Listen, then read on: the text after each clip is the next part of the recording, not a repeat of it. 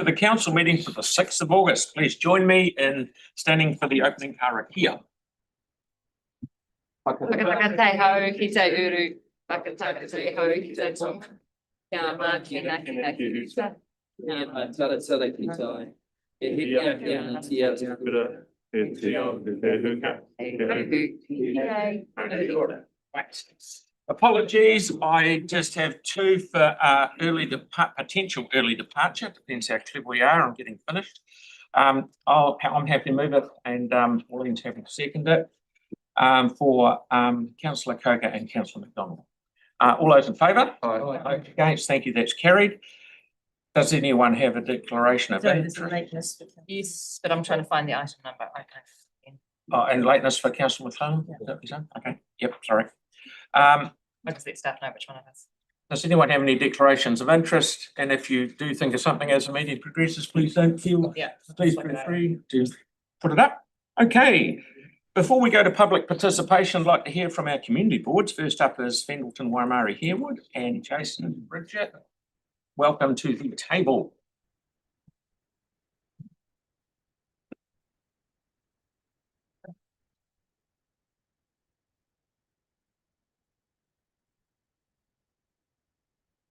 Good morning, everybody. We're pleased to share that the final stage of the Juniper Place Reserve Planting Project has now been completed, wrapping up a 12-month journey of collaboration, learning and community engagement. As part of the Council's Urban Forest Plan, Juniper Place Reserve, situated directly behind Lloydvale School, is the an increase in tree coverage. Recognising a unique opportunity to involve local students, staff contacted the school's principal, and a number of students enthusiastically came on board to take part in the application process.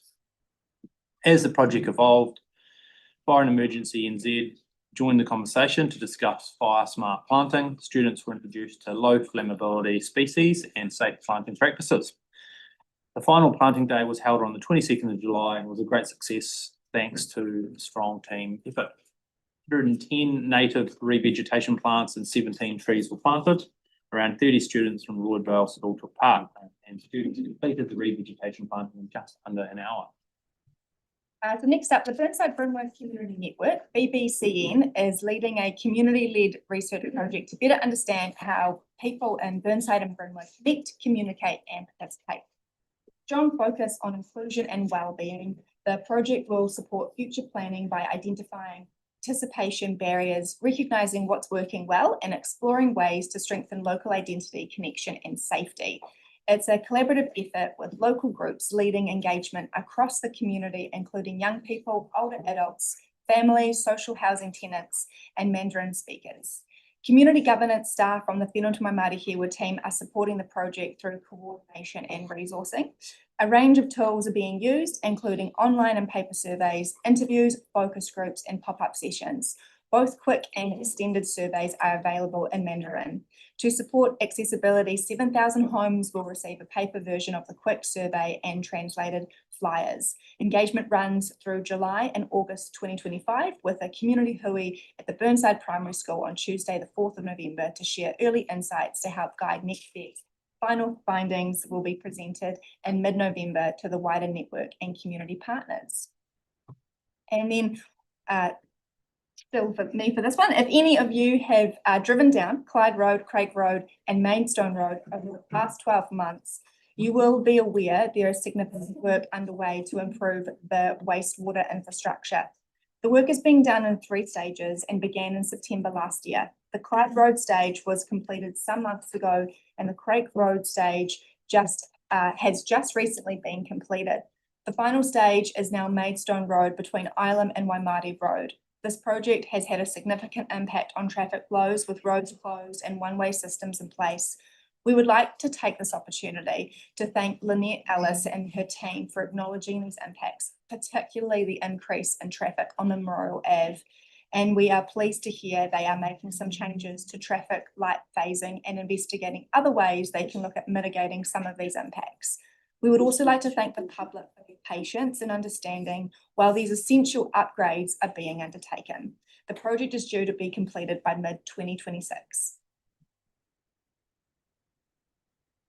I'm sure you're all aware of the council's Computers to the Community scheme, which gifts pre-loved council devices, including PCs, laptops and monitors to not-for-profit community groups across the city. Requests for computers are assessed by our local community development advisor, Natalie Daly, and supported by Katie McDonald as part of the community governance team. The past 12 months has seen an increase in demand on the scheme, with 630 devices being given to organisations and clubs ranging from cultural groups, sports clubs, early learning centres and disability support groups. Donations were also made to the 3 strategic partner community groups, Recycle a Device, Housing First and Housing Growth. Feedback from recipients clearly shows how valued the scheme is. Groups often say it's a lifesaver, as obtaining funds for computers is very difficult as it's a low priority compared to rent. We'd like to take this opportunity to thank those who made the decision to use the emergency mobile alert system when an older lady went missing a few weeks ago from the Bishopdale area. The alert resulted in a large number of local residents, including my wife, heading outside with torches and calling her name. It was a very cold night and people were very concerned about her well-being. As a result of the alert and the search, she was found and returned home safe and sound. We're so proud of our local Bishopdale community and thank everyone who checked their properties and those headed out to search for Beryl. A great outcome. Thank you. Yep, Sam? Just really quickly, hey, thanks for mentioning those, the investigation work that's happening around the traffic lights, just so that anyone watching knows those lights, so they're doing the design work at the moment to put the green arrows in. So they've gone past the investigating stage and are actually going to put them in and that. So that'll help. There's a couple more streets which need it, but Brent and the team are looking at it at the moment as well. Yeah, run a quick one, please. Yeah, I just, is there any other lessons we should learn from that traffic impact? Like when I've been through there, what I've noticed is there's multiple council projects all closing certain roads. So there doesn't seem to have been any thought to other works happening that have an impact on the traffic as well. Are there any sort of like debrief or post construction lessons learned that you guys are planning on doing? Because you're right, the traffic impacts have been horrendous. And often there's a lack of signage before you get into where you can't go. And so people actually end up doing crazy movements to try and get out of it. Yeah, we'd have to have a chat to Lynette and see what kind of on that one, so we can look into that. Thank you very much. Good to see you again. Papua Inner Central, please.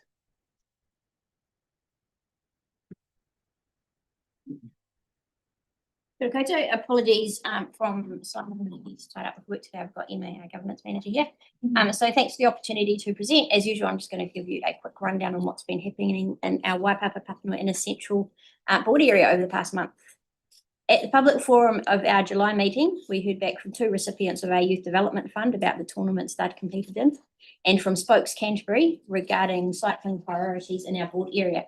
2 of the major issues they highlighted were the dangers for cyclists crossing Innes Road at the QE2 Drive roundabout and on the section of Northcote Road between Main North Road and the railway line, which we've used some of our Better Off funding to start investigations on.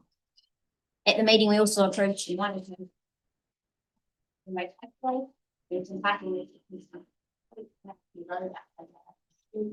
Caledonian Road. There was another successful planting day at Papanui Bush in June in collaboration with local Dennis Mahurtry, the Rotary Club of Papanui and Council. The planting was postponed due to bad weather the week earlier and volunteers turned out in force to continue the transformation of the reserve into a thriving native bush. This year's Masariki in the Zone was again a huge success. Hosted by Richmond Community Garden, Avebury House and the Avon Otakoro Network, locals and visitors enjoyed a variety of entertainment, activities and food. A hangi served 500 people, children roasted marshmallows and played games, and everyone appreciated the various musical acts as well as the scintillating fire spinning finale, which you can see there. The Mairoho Library recently celebrated their volunteers with a thank you morning tea, celebrating 64 years of being run entirely by local volunteers. This is a much loved facility in the heart of Mairoho, frequented by young and old, and special recognition was made of it one dedicated volunteer who has been serving at the library since 1974. The Te Oraka community pools on the Shirley Intermediate site continue their journey of transformation, led by the efforts of dedicated locals. A number of working bees, including one as seen here with students from Ferndale to Ahu School, have tidied the pools themselves and tidied the site up, ready for a new modern pool fence and for some testing to be done with the existing plant that's there. The Phillipstown Hub. The Phillipstown Hub also held a Masadiki event recently, bringing together several organisations. The hangi was popular alongside entertainment from a range of cultures, children's activities, massages and various stalls. And then finally, a quick update from our local parks. Salisbury House has been busy helping with planting in Essex Reserve, which you'll see at the top left there. The top right is some new planting and mulching by the entrance to the Multicultural Recreation and Community Centre, which looks fantastic. And the bottom photo there is from a Parks Unit staff planting day at Edgar McIntosh Park in Papanui. And that's all from us. Thank you. Any questions, anyone? Yanni, please. Thank you. Is there any update on the traffic planning around the Papanui area? Like I mean, yeah, just wondering where we've got to with that. It's obviously there's increased development, increased traffic, and yeah. Yeah, the board has requested that staff look into that, and we understand it.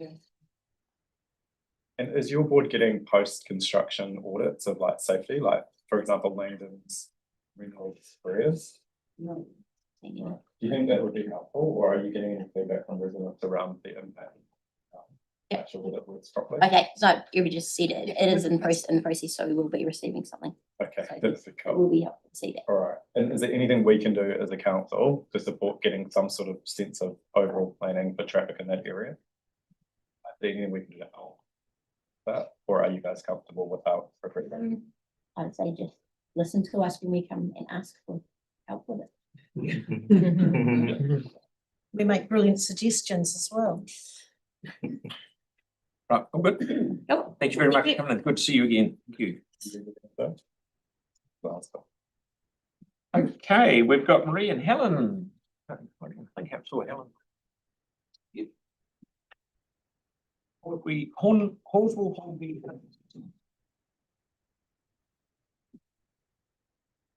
Magandang umaga po sa inyong lahat. Good morning, everyone. Thank you for this opportunity to be presenting the monthly report of the Waipuna Hoswell Hornby Rickerton Community Board. Now, we have two proposed signalized crossings in Hoswell, and this is coming before you today as a part A report, particularly agenda items 11 and 12, the last time I looked, unless the numbers have changed. In any case, the signalized crossing on Hoswell Junction Road was proposed in response to ongoing safety concerns at the site. In June 2023, a parent whose child was struck by a car on Hoswell Junction Road addressed the council, requesting improvements to ensure safer crossings for children walking to Mingi Mingi Hautoa Night Stream School. Around the same time, council staff also received a request from a Kaingaora representative advocating for safer, more direct access to the school.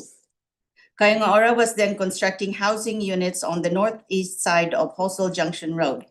Now, key concerns included traffic speed and pedestrian safety. Although a traffic island currently exists to assist with school-related crossings, on-site assessments showed that high traffic volumes and speed leave few safe gaps for children to cross. Now, at our meeting last month, the Waipuna Community Board considered a deputation by Karina Duke, representing Living Streets Aotearoa. And following on from that, the board endorsed the staff recommendations without any change. Now, the signalized crossing on Dunbar's Road is similar to that proposal for Hoswell Junction Road. And it responds to ongoing safety concerns, particularly for children walking, cycling, or scooting to Oakland, Stekura, or Owaka School. There is currently no formal crossing between the roundabout and the Hoswell Road traffic signals. Children often cross near Bulkwell Street from the Aidenfield subdivision to reach the school, and bus stops are also located nearby. And same as at our meeting last month, the Waipuna Community Board heard a deputation from Mr. Matt Stewart, and Karina Duke, representing Living Streets Aotearoa. And likewise, the board endorsed the staff recommendations without any changes. Thank you. Just talking about two local Matariki events were held to celebrate and connect the community through cultural experience and shared celebration. The Greater Hornby Residents Association, hosted a combined market and Matariki Fun Day at South Hornby School, and Oak Development Trust hosted a celebration at Harrington Park. Back to Marie. So the Waipuna Community Board has started presenting its Community Recognition Awards for this year. A Community Service Award was recently presented to Brody Murray for his outstanding service with the Christchurch City Council graffiti program. A Certificate of Appreciation was also presented to Karen Whitler to recognize her efforts in maintaining the garden areas at Hoswell Commons. And the next slide is the play space renewal project at Moffett Reserve in Hornby is now complete. The upgraded design retains a similar number of play feature while incorporating input from community consultation. And on a positive note, the church corner safety improvements, this was a contentious intersection, as you all know. The safety improvements are now complete. This intersection had previously been in the top 3% in Otautahi Christchurch for crash risk, with 76 crashes in a 10-year period involving right turns from Main South Road. In addition to installing the traffic signals, the following were installed: a signalised pedestrian and cycle crossing, marked cycle lanes, a short section of the bus lane on Rickerton Road, and speed humps that won't be popular on all approaches to the intersection. And that's all from us. Thank you. Okay, good Scott. Any questions, anybody? Thank you so much for coming in. It's good to see you again. Thank you. Okey doke. We've got Jackie and probably Chris, is it? Yeah, he's got Professor Dog, and he won't be in. Okay. Yeah. Looks like I'm by myself, so I won't take half the time, only being half the team. Apologies from Board Chair Paul McMahon, who can't be here today. Highlights from our board. Well, we had fireworks. Fireworks are always a favourite. Here he is. He's come to join me. He's not leaving. Fireworks are always a favourite, as you know, and that celebrated the start of the school holidays, which was exciting for the kids, obviously. Hawaii Rangatahi has been working on getting their bus going for a couple of years, and it's something that we've been invested in as well. This group takes their bus around various places now that they have it. They launched it with a combined event with Kangaroa at Linwood housing complex. Sometimes the words just drop out of the brain, you know. These young people do take their work into the community to work with their young people, providing a space for them to go. Having the bus means now they can park up anywhere, so that is brilliant. And we also celebrated Summer and Language Week with cultural performances and so on. That's our board highlights. Just a couple of other things now. I know that we're looking at noise in the city. There's been a lot of talk about the noise in the city and how you're going to work around that. But as much as I hate to say it, we're going to talk about the residential industrial front. Because in Bromley, and we know that Bromley is a community that has had an awful lot of angst and pain from being on that fringe, we now have considerable noise coming up from various metal yards and car yards outside of their consenting hours. We're getting verbal complaints about it. It's on Facebook. I do believe that a very well-known Bromley resident has sent an email in, but he is not the only one complaining. It is a very real issue. And what people are being told is, oh, we need an absolute perfect address at 4 a.m. we want to know the street address. So they can't give a street address that's not actioned. They're being told to snap sense of. When they snap sense of, there's no need to call at the time. And the end result is nobody seems to want to go and talk to these people making noise at 4 a.m. and do anything about it. And when something is done, it's like, okay, sorry, we won't do it again until next week. And then we'll say sorry again. And that is a continuous round. Now, sleep deprivation may not, a lot of us as politicians, we're sleep deprived, but continuously being woken up morning after morning at 4 a.m. and having broken sleep is actually very bad for your general health. So if we can perhaps have a look at how to mitigate those noise issues along that fringe as well, that would be helpful. And I also just want to commend staff and council on the work that they have been doing with our homeless issues in the city.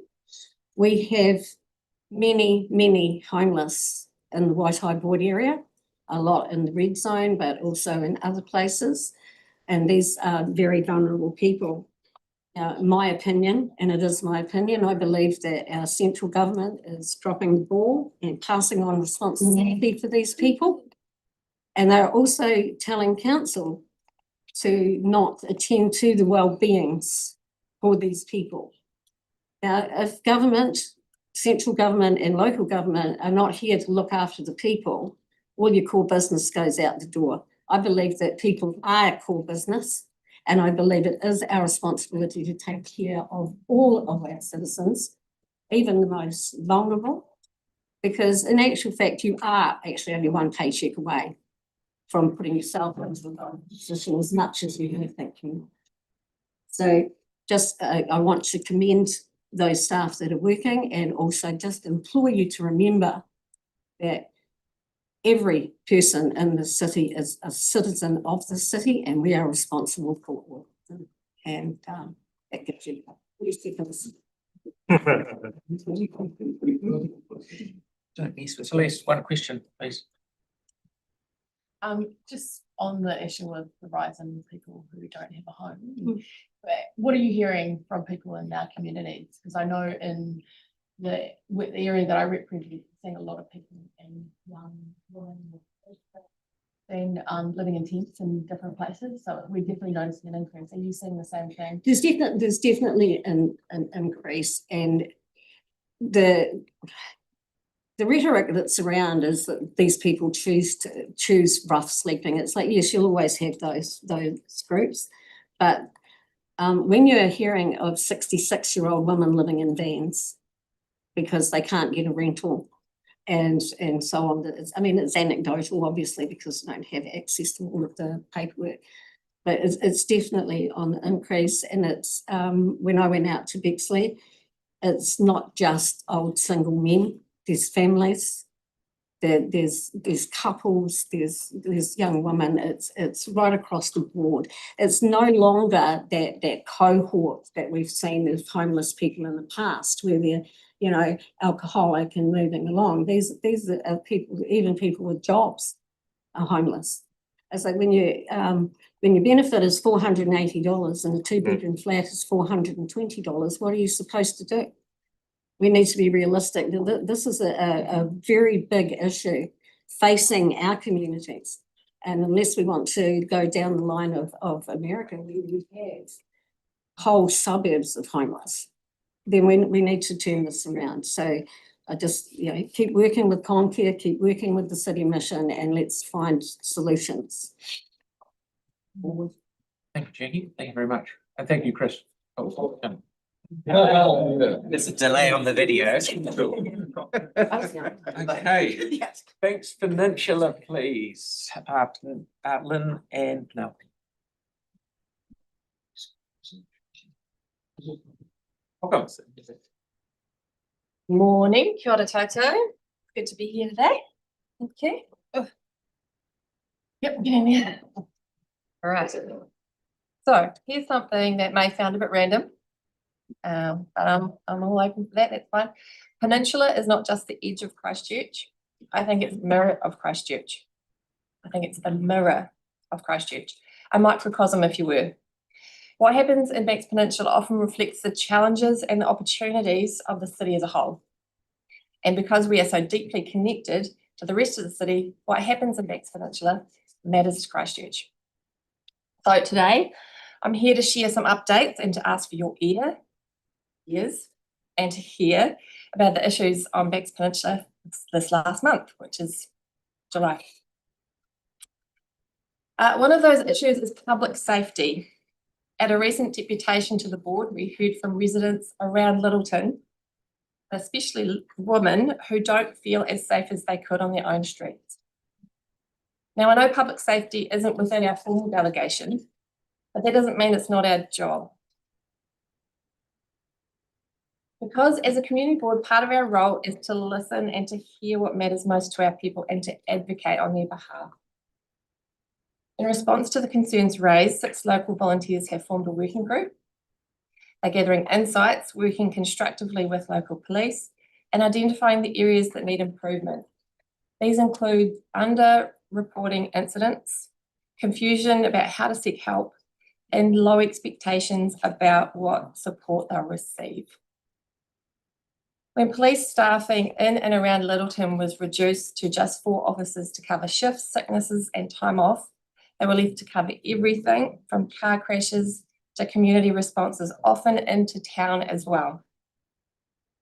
We understand police are undertaking a broader review of staffing and services, and we will advocate for fit-for-purpose policing for our area, and I encourage you to advocate for your areas during this review as well. On another very different note, staff presented to the board on the program of maintenance and renewals for the public toilet on the peninsula. I know this might sound like a small issue, but if you've ever travelled out our way in peak season, you'll know that it's not. And I have talked to this council before about it, but hear me out. Banks Peninsula accounts for nearly a quarter of Christchurch public toilets, 40 out of 168. That's a significant share for one ward, and it comes with real challenges. Our geography is spread out, visitor numbers keep growing, and for some facilities, the infrastructure simply isn't holding up. But we're grateful for the progress that has been made, like resolving water issues at the Little River toilets and installing a new alert system for wastewater so there's no more code browns. More concerning are the toilets in very poor condition. Camp Bay, Atahua Domain, and the toilet in Te Kao Bay, and several others in poor condition. While some of these are scheduled for renewal, others are not even on any list at all. And something needs to be fixed there.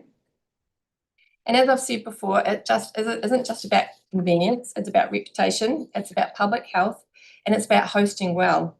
If we want to offer high quality visitor experiences, protect our environment, and uphold basic dignity, we need clean, safe, accessible toilets, full stop. So when we see the issue pop up, when you guys see the issue pop up, and upcoming planning and support requests, now you know why. This is important to us. So we're rolling up our sleeves, listening to people and doing the work. But we always need and rely on your backing, your influence, your willingness to hear and remember these issues when you're making decisions for the city. Thank you for that.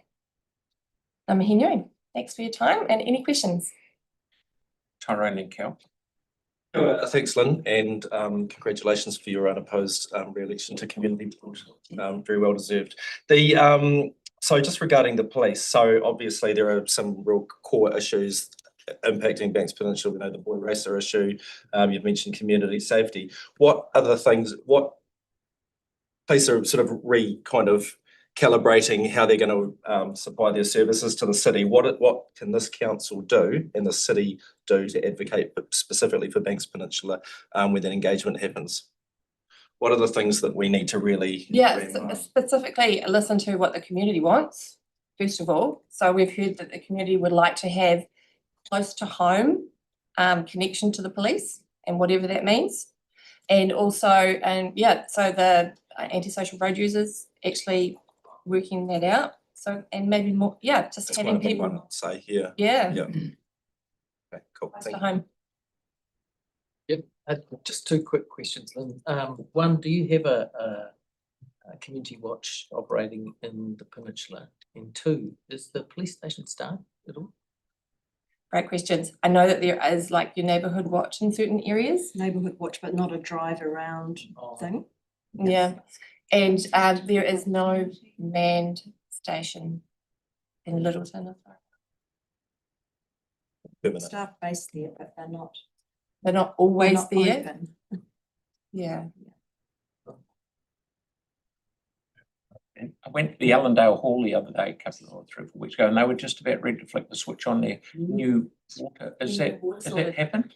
Must be very close. Yeah, it's either very close or about to happen. Yes, very excited to have Because it that. means that you can use it. Yeah, So it's that's fantastic. Yeah. extremely good news. And they're keeping the water for flushing the toilets off the roof directly for that tank, and they're got someone will tell me, a special filtering thing that makes it the drinking water very right up to standard. So We have a UV sanitizer. and one of those. Yes. Yes.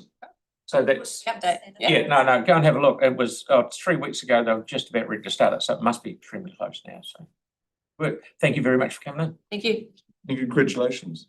Thank you. Appreciate it. Nice photos. Okay, so we've got Callum. Yeah. Sprayed and Cashmere Heathcote. Yes, apologies from here. Lucky luck. Tēnā koutou katoa.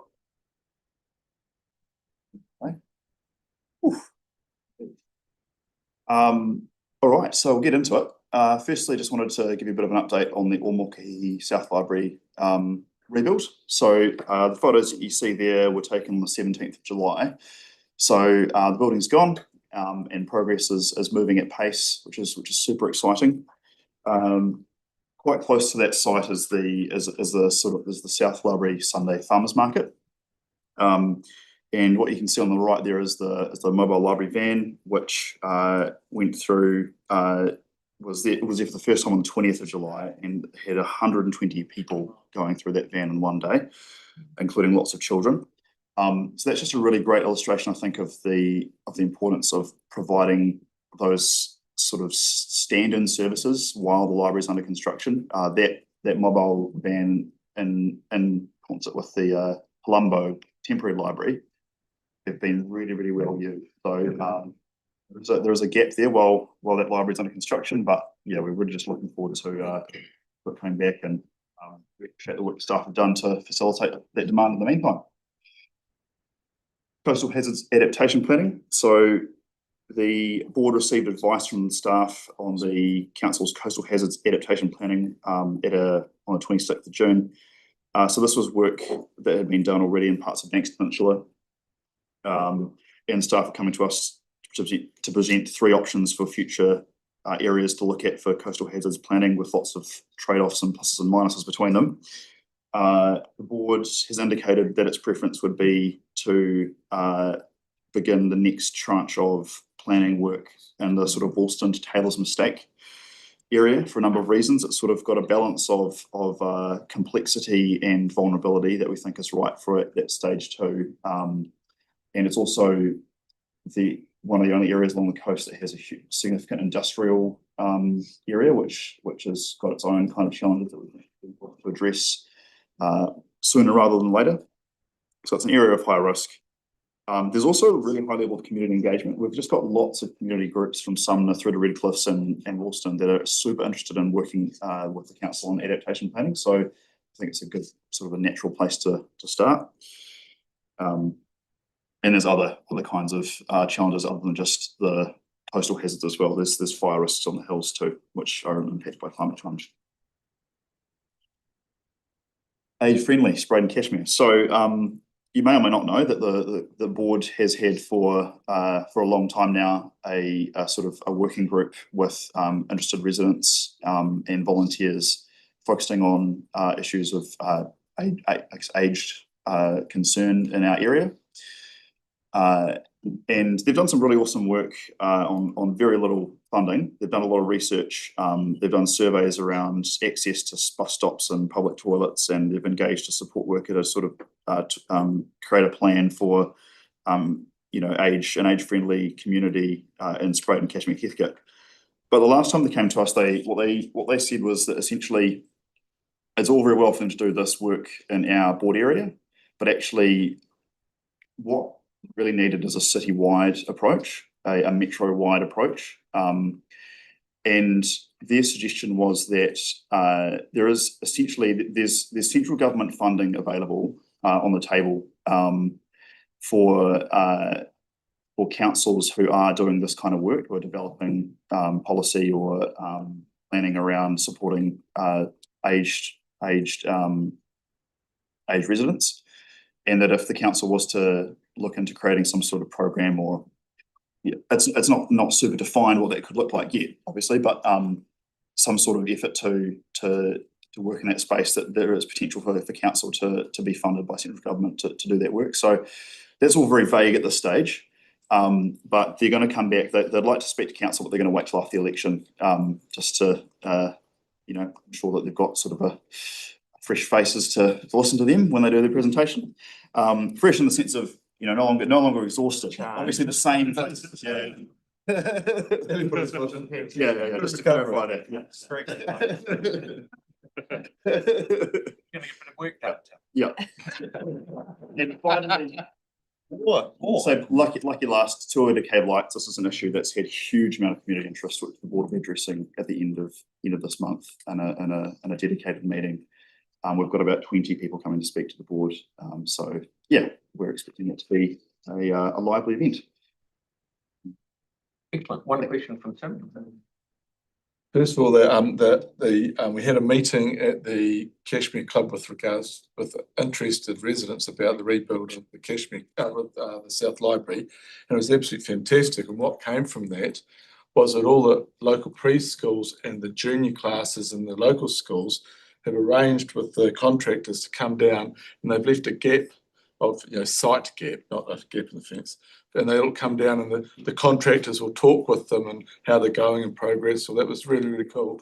And secondly, and probably more importantly, we're losing Jess to the other side of the Tasman.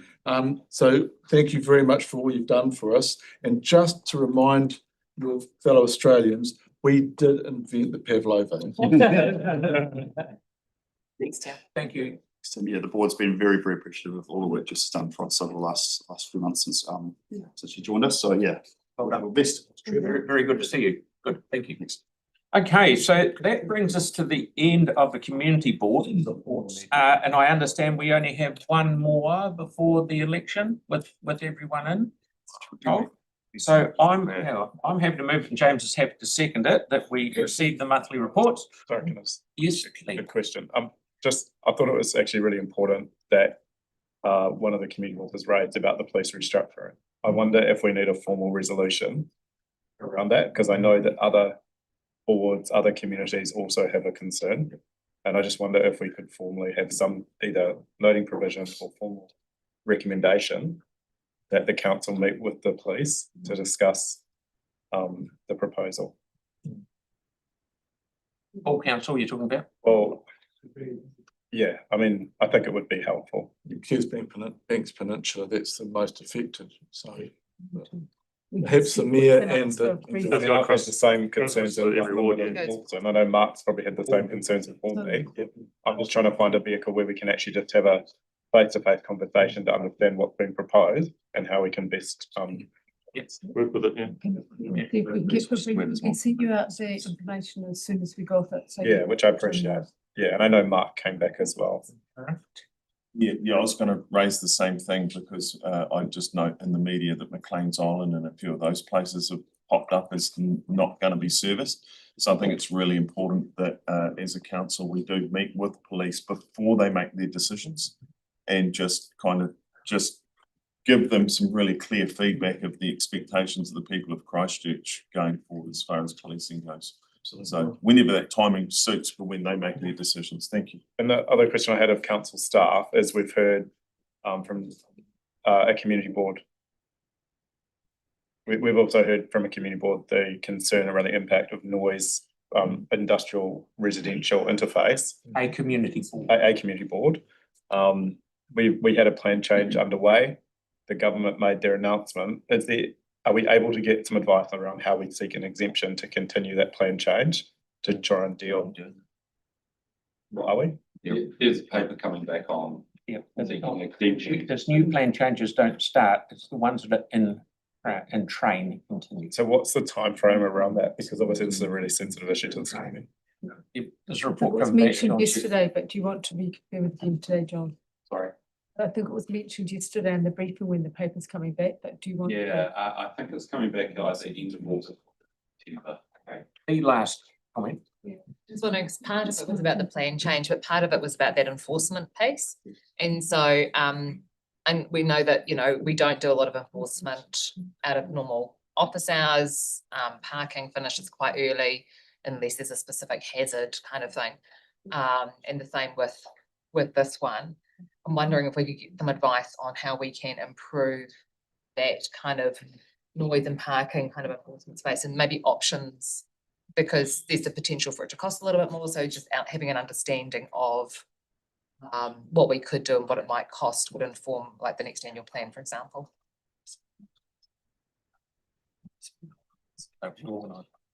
Okay, yeah, that would be really good. So that just gets noted as an action or something. Yeah, thanks.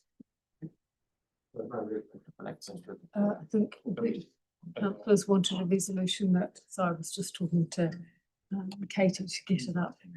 You want a resolution or just? No, we'll this have is, it. this is the one about the Please, I think it'd be good to have it. resolution or the note. Okay. Okay. Resolution or noting provision. Noting's fine. You guys can just add, I think everyone's pretty much in agreement. And maybe just noting that we're going to have a workshop of organise a workshop or information session of some sort on options for nighttime enforcement of various things. Yeah. Like the noise, parking, a range of things that have been popping up over the last week. So we can just. Yes. So we just. And the other thing we may wish to note, just because it's an important issue that got raised around the homelessness, council is getting a report on the 3rd of September around homelessness. It's important to acknowledge that work is underway on that. So I think that's just noting, so we'll just carry on with what we're doing. And we receive that to accept, receive the board monthly reports. All those in favour? Against? Thank you very much. That's carried, and we've got noting as a provision there. So public forum, Drusilla is going to speak about a working party for rail and flood management, and also talk about the bus exchange. Welcome.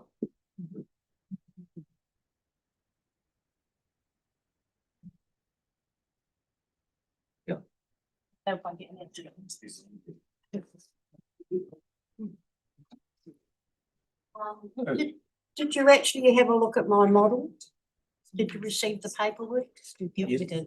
And it just shows you a basic structure. This I've been working on since 2018, far back as Supreme Waters. Okay, so that's the model there. You can see it. Basically, the shorts of it is internal affairs, which do your water and everything, is only geared for a population below 3 million. And that's why they've been having all the issues. And what you don't realise, your health dollars and your transport dollars are based off that.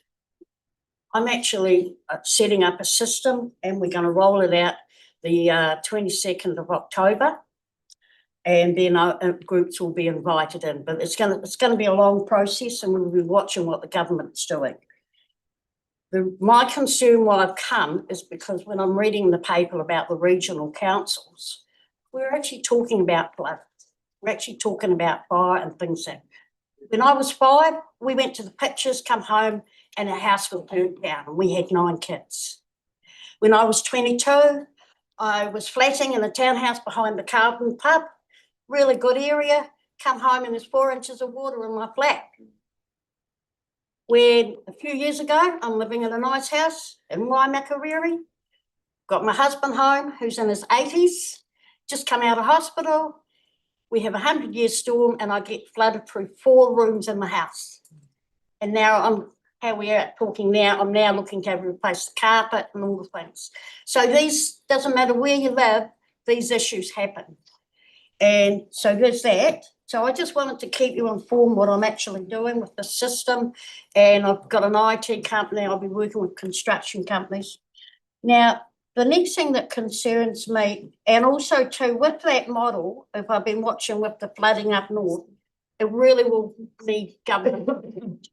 So it's quite complex, but I'm just making you aware. Now, the other thing is about the toilets.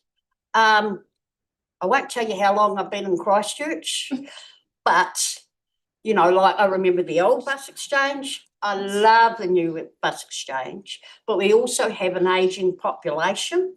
And from walking from one end to the other end, it's always an issue for some people.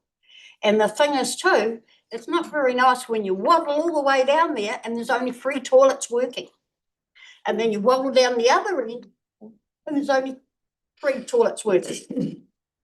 Problem is the building's actually, I think, 10 years old. If you look at the plaque outside the thing, and you need to put it in the long-term plan, even though you got the stadium and you got the things. I'm actually an event organiser.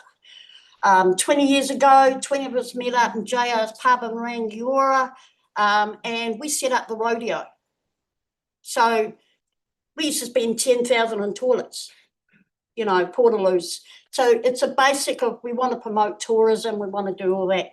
What I would like to see, and I did also talk to the regional council, but I only went and had a meeting with Craig, is sometime maybe look at the land, you know, between the bus exchange and Environment Canterbury. There's some land there. Grassy bit. Put 10 toilets there. And then what you could also look as a long-term plan with regards to rail is actually, I looked at it 2 years ago about that you can actually put a rail, have a rail car go from there and go all the way up past the hospital, university on the Lincoln Run. And then you could also have another one going the other way to New Brighton.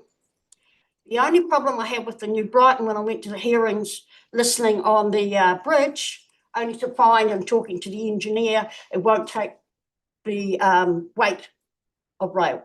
So you've got to look at all these things. So really what you need is a working party. And what I thought was after the elections, maybe we set up a working party, inviting the regional councils, everybody, and do it for the flooding, but then also do a subcommittee of that, looking at rail, okay, long-term vision. I've been listening to this for 20 years, and I've been to all the different meetings. And every time there's an election, but we need to look at the long-term plan, what we want for the city and how we can link in with the others and promote tourism and all that. Now, just one more thing too. While I was here, the lady with the coloured hair, I really liked what she had to say. And also to the gentleman talking about ageing. What you don't know is my husband was 25 years older than me. I lost him a week after he turned 90. I'm now going with an older guy, and we've got all the issues. He's had 3 or 4 falls, all that stuff.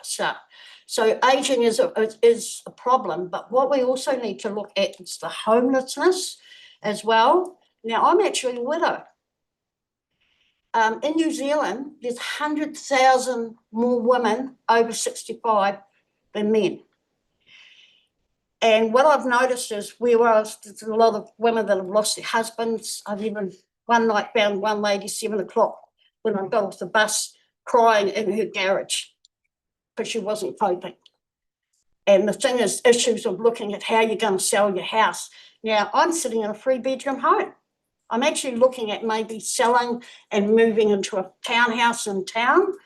But so what I'm saying is if we've got a working party, at the moment you've got aged care having their little meetings, you've got homeless having their meetings. It actually needs to be wider, and it needs to be that anybody can come in and talk. What I find is when you're living over one area, oh, they've got their thing on ageing, and then 2 years later you have an earthquake and that whole lot have to move over to the other side of town. Yep. And you've got to, so it needs to be a central thing. Yeah, does that help? Yeah, no, that's good. Thank you, Drusilla. It's always good to hear from you. Thank you for coming in. Okay. Righty-ho.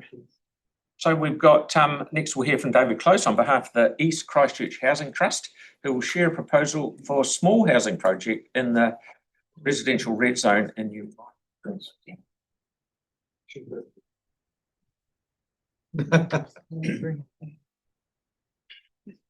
Thank you. Former councillor, David. Thank you, Your Worship, for the meetings at short notice.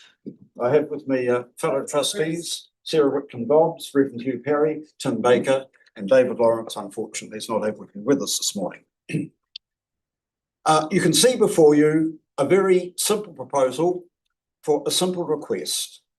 We're asking if the council can lease us for peppercorn rental a piece of land formerly occupied by council housing has not been used for the last 14 years.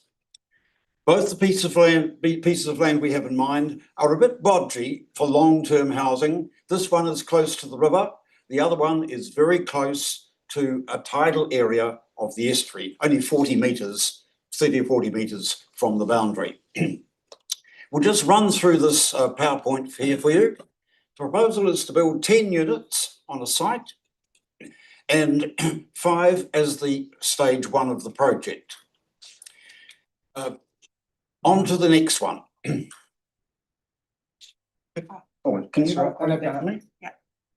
And you'll see that that site was formerly occupied by 28 units, known as Shoreham Courts, used mainly for housing men. There were some women there, but mainly men. That was for that particular housing block. Next, please. This is what the site looks like at present. Level, really it looks buildable. And as you can see on the right, there are services there in the road just outside. Next, please. You can see that that site has got a lot of houses around it, but it would be a little bit on its own there. Next, please. This is the proposal which has been prepared for us by the Versatile Company. 5 units on the right with the driveway with parking for each unit. And the idea would be to put 5 more units on the other side of the driveway when money is available. Next, please.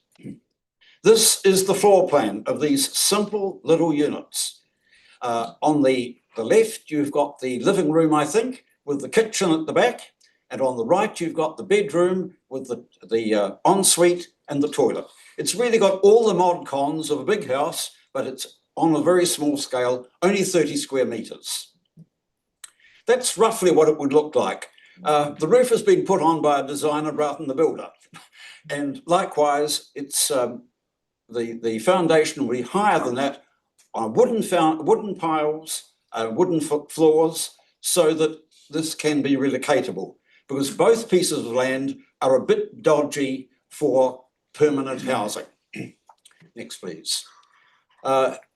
Pretty attractive inside. You notice the very nice furniture the homeless people have provided for themselves. On the right, you can see that's the living room with the kitchen at the back. On the left, it's the living room looking out towards the garden. And down at the bottom on the left, you have the bedroom. They're both quite sizable rooms. Next, please. Now, this is the alternative site, about a kilometre to the south in South Brighton. And it's a very pleasant looking site, sloping slightly from the back to the front. As I said, it's a bit dodgy for long-term housing, and I personally would not build another house there, though I've discovered from a plan which was sent to me by Mr. Bruce Randall, that my own house in South Brighton is in a very similar situation. Well, that's the story. We're proposing a simple development which is affordable. As you've seen, Versatile believe that we can build these units for between $190,000 and $200,000 each. We would stress that any housing for the homeless, any plan to provide housing for homeless people has got to be affordable. We can't afford to build mansions for people, nor can they afford to live in them. People who are the sort that we'd be proposing to house are the sort of people who want a bit of money left over from the benefit for the rest of the living. I've known a person who had only $109 left from his benefit, only $109 a week to live on after the housing costs have been taken out. Now, that is simply insufficient to live, as you know. So our project is a simple project, cheap, affordable housing, but certainly livable and fully up to council specifications.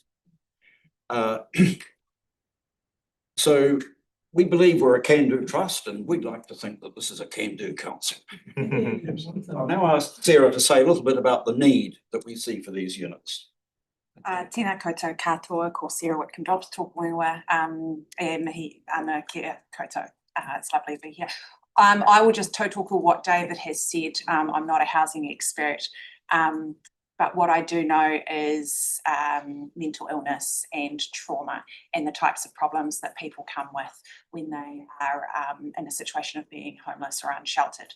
So I don't know if you guys have had a chance to read the Housing and Urban Development report that was just released in June this year. It's got some really interesting data in it, but what it says about Christchurch is that the estimated numbers of unsheltered people is currently 171. So to me, that is actually something that is possible to address, and councils, so central government seems to be having a really tough time effectively addressing homelessness. You may have noticed. So I actually think councils are really uniquely placed to work locally around local creative solutions alongside the NGO sector that's providing that social wraparound service and support. So I'll stop there because I know we're out of time, but yeah. Good handful of questions. Now, just correct me if I'm wrong, David, the land at Blake Street is ours. It's not red zone. Is that right, Bruce? It's not. I'd like to thank Mr. Bruce Rendell for his advice that this site is still zoned for housing, even though it's a bit dodgy for permanent housing, whereas the other site is red zone type land, where it would be much more difficult for the council to give consent. So I'm very grateful to him for that advice. Yes. And the trust is thoroughly happy with the idea of our requesting the 81 Blake Street site instead of the Admiral's Way. And we can assist you. I think we need to get a report, come back. Exactly. We would be very happy if you just ask for Mr. Rendell to produce a report for your next one.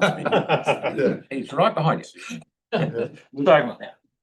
So, and I'm sure the council, I'm not speaking for myself here, that we know that this is a big problem, and we should help you in any way we can to get these across the line. And it's land that we own that we're getting nothing off at the moment. So, well, the acquiring the land is the first step. We have to, of course, the next big step is getting the funding. But we're confident that if the council supports this project by making the offer of the land, then funders will come on board. And as you can see by that picture there, you've got sewer, stormwater and water in the street right there ready to go, where it's a lot easier there than down the other one. Okay, so questions, Tyler, sorry. Actually, no, I think David's answered it. Thank you so much for coming in. Really appreciate it. It's amazing. Good. Kel? Yeah, my question was to the organisation, but that's been answered, so thanks. Celeste? It's also the same, but I just wanted to double check, do we have, the staff have delegated authority to just provide the lease, or does it need to come back to council? In this matter, it would need to come back to council, so we're dealing unilaterally. That's right. Thank you. Roll now. Sarah and then Yanni was the last one. You're good. Yanni? Oh, I mean, just mindful that we've got a homelessness report coming back, first meeting in September 3rd. Are we able to get the report back in that time frame so that we can progress this? It doesn't. We'll try our best, but it's a discussion we can have with. You can run parallel. Aaron, have you got one quick one? Yeah, just on the cost base, because it's still $6,500 a square metre for the units. Have you looked at bringing them in from China? We haven't looked at bringing them Not from China. Timu, We but thought that the company made It'll be this big. these units are built in Hornby. Yeah. And we wanted a proposal to be sure of. We could do it other ways, but we really wanted something that looked certain and reliable from a company which has got proof and track record. I would ask you to have a look at what is available, because they are literally, you'll get 10 times more units. It wasn't just the Same price. unit price, it was connections, everything else as well. Yeah, you will get 10 times more, because you can get for single people really good units from literally 15,000 New Zealand. The main thing is, sorry, have a look at we'll move on. The main thing is that we can bend over backwards and supply you the land for as little as we possibly can so that you can get on with it. I'm sure you'll find the cheapest way of building, not cheap junk, but cheap, nice and warm and dry. So thank you very much for coming in, and very good initiative. Thank you very much. Okay, so we're now on to deputations by appointment. We've got Daniel and Philip to speak regarding item 16, development contributions remission application for the Arts Centre. It's you guys have 10 minutes. Thank you very much, seeing as yes, I'm Philip, I'm the director of the Arts Centre, and this is Dan, our operations manager. Thanks to all of you for seeing us this morning. Council is an important partner for the Arts Centre, so we always appreciate the opportunity to meet with you. Today, we are here to ask for your help. As you know, the Arts Centre has been granted resource consent to host up to 20 food trucks across our site. This is an important revenue stream for us. Council's planning department has proposed a development contribution for this consent of $17,019. We are requesting that that development contribution be waived. There are 3 grounds for our appeal, which we'll take you through shortly. But first, we want to give you a quick snapshot of the Arts Centre's overall position. Well, as you know, we're a registered charity and we're governed by an Act of Parliament. We've got the largest collection of heritage Category 1 listed buildings in the country, all but 2 of which have been restored. And as you probably know, it's the largest restoration project in the country's history and was completed on time and on budget. And we welcome more than around 1 million visitors each year, making us one of the city's most popular tourist attractions. When Philip and our board chair presented to the council at last year's LTP hearings, you encouraged us to be more commercial. We've listened, and since then we've added a number of new revenue streams. We've opened 2 successful retail shops staffed by volunteers, which are contributing revenue. We've grown our in-house cleaning team to become a commercial business, offering cleaning services to our tenants and neighbours. We've absorbed Walk Christchurch's guided tours business, and we're working on self-guided app-based tours to increase revenue from our visitors. We've added more venues for hire. We're exploring shared services with the museum and the art gallery. And we now have a solid proposal to restore the Students' Union building, formerly the Ducks Deluxe. By the way, if you haven't been through the building yet to hear about our plans, do please let us know. We'd be more than happy to show you around. So with the grant that you gave us through the LTP, we ended last year cash positive, and we're projecting a similar result for 2025. So thank you for that. The Arts Centre is fully let at market rents, a level that's been consistent for a number of years now. And last year we grew revenue from our tenants by 30%. So it's good news. But there are some caveats. The trust finances remain very tight. Our annual insurance premiums is still enormous at 1.2 million. And we're deferring about $1 million worth of maintenance each year to try and make this work, which isn't sustainable in the long term. We also are set to lose 250,000 of council funding next year in 2026. The 2 major engineering buildings where the entrance to the Old Court Theatre was are mothballed because we don't have the funds to restore those, and the huge steel braces will secure the buildings for 25 years, but it's not a pretty sight on Worcester Boulevard, and we don't have the 60 million to restore those. That brings us back to today's appeal and our 3 grounds. Firstly, the planning team have calculated the development contribution on the basis that our food trucks constitute a market. We do not believe that that's the case.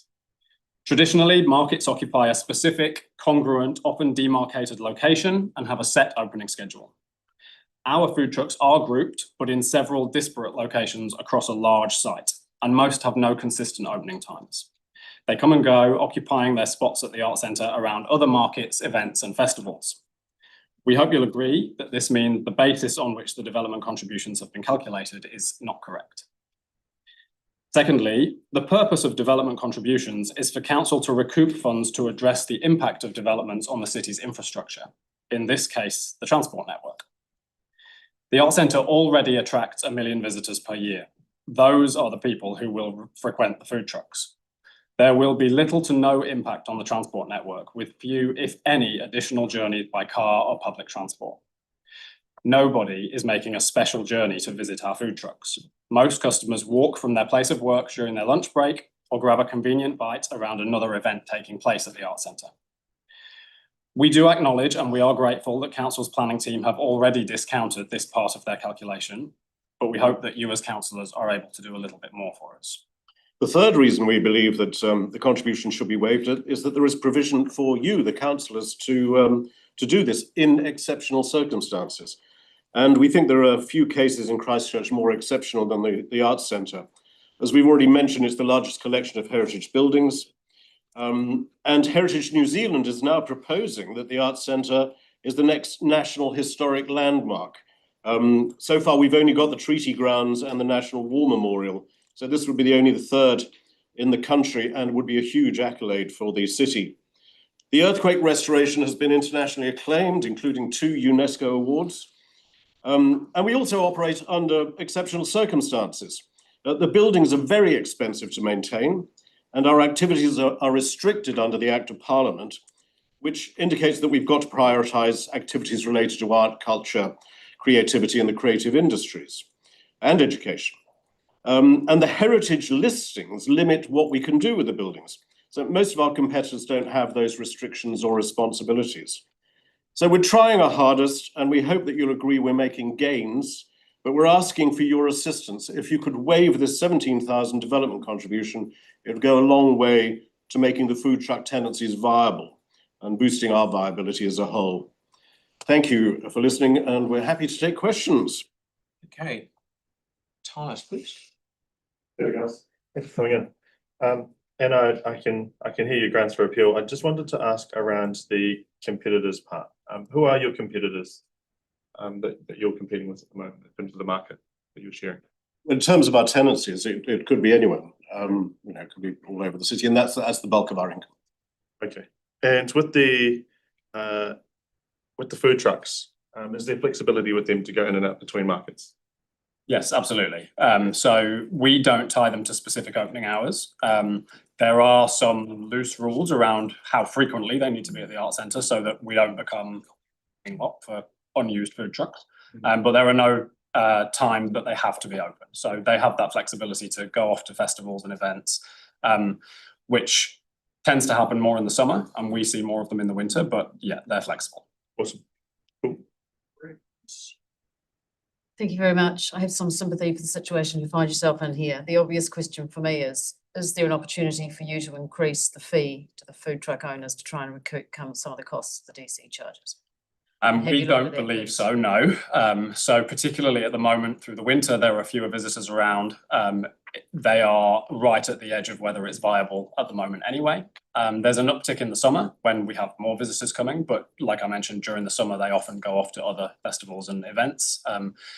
We feel that if we were to pass this cost on to the operators, then we would not have any more operators. So I appreciate that's what you feel. Have you actually asked them and done a piece of work around this to understand? Yeah, we have data around what their income is from the spots that we are licensing to them. And yeah, if we were to increase that by any more than 5 to 10%, I would say it's not viable anymore. Yeah, that's your opinion, but not their. No, I think they would share that opinion.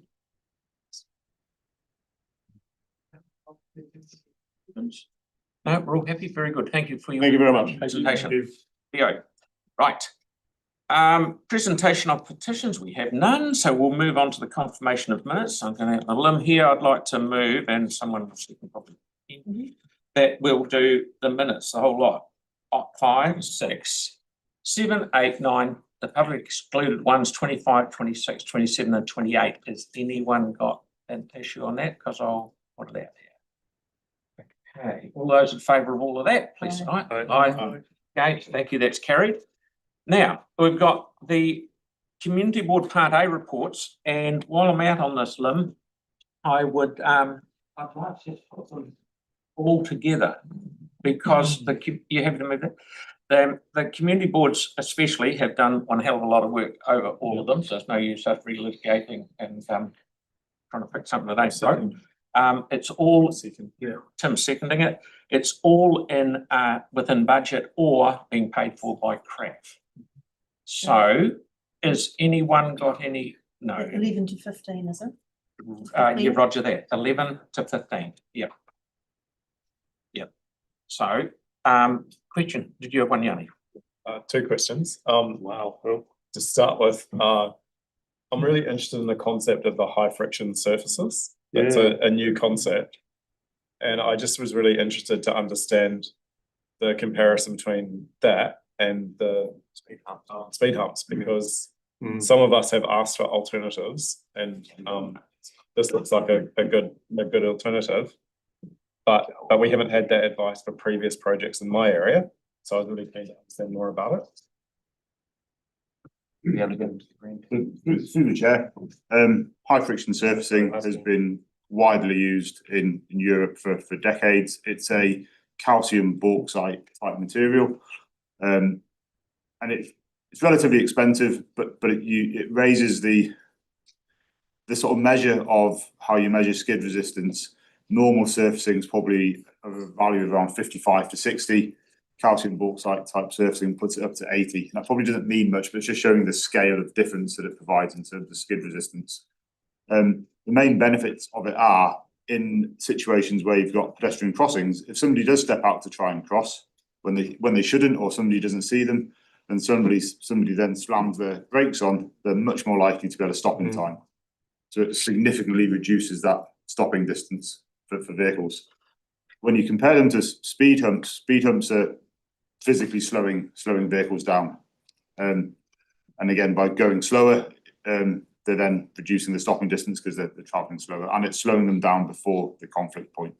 So that they can result in achieving similar things, but they do at the same time perform quite different duties as well. So what's the safety benefits comparison between, like, is one safer than the other? What's the difference in safety?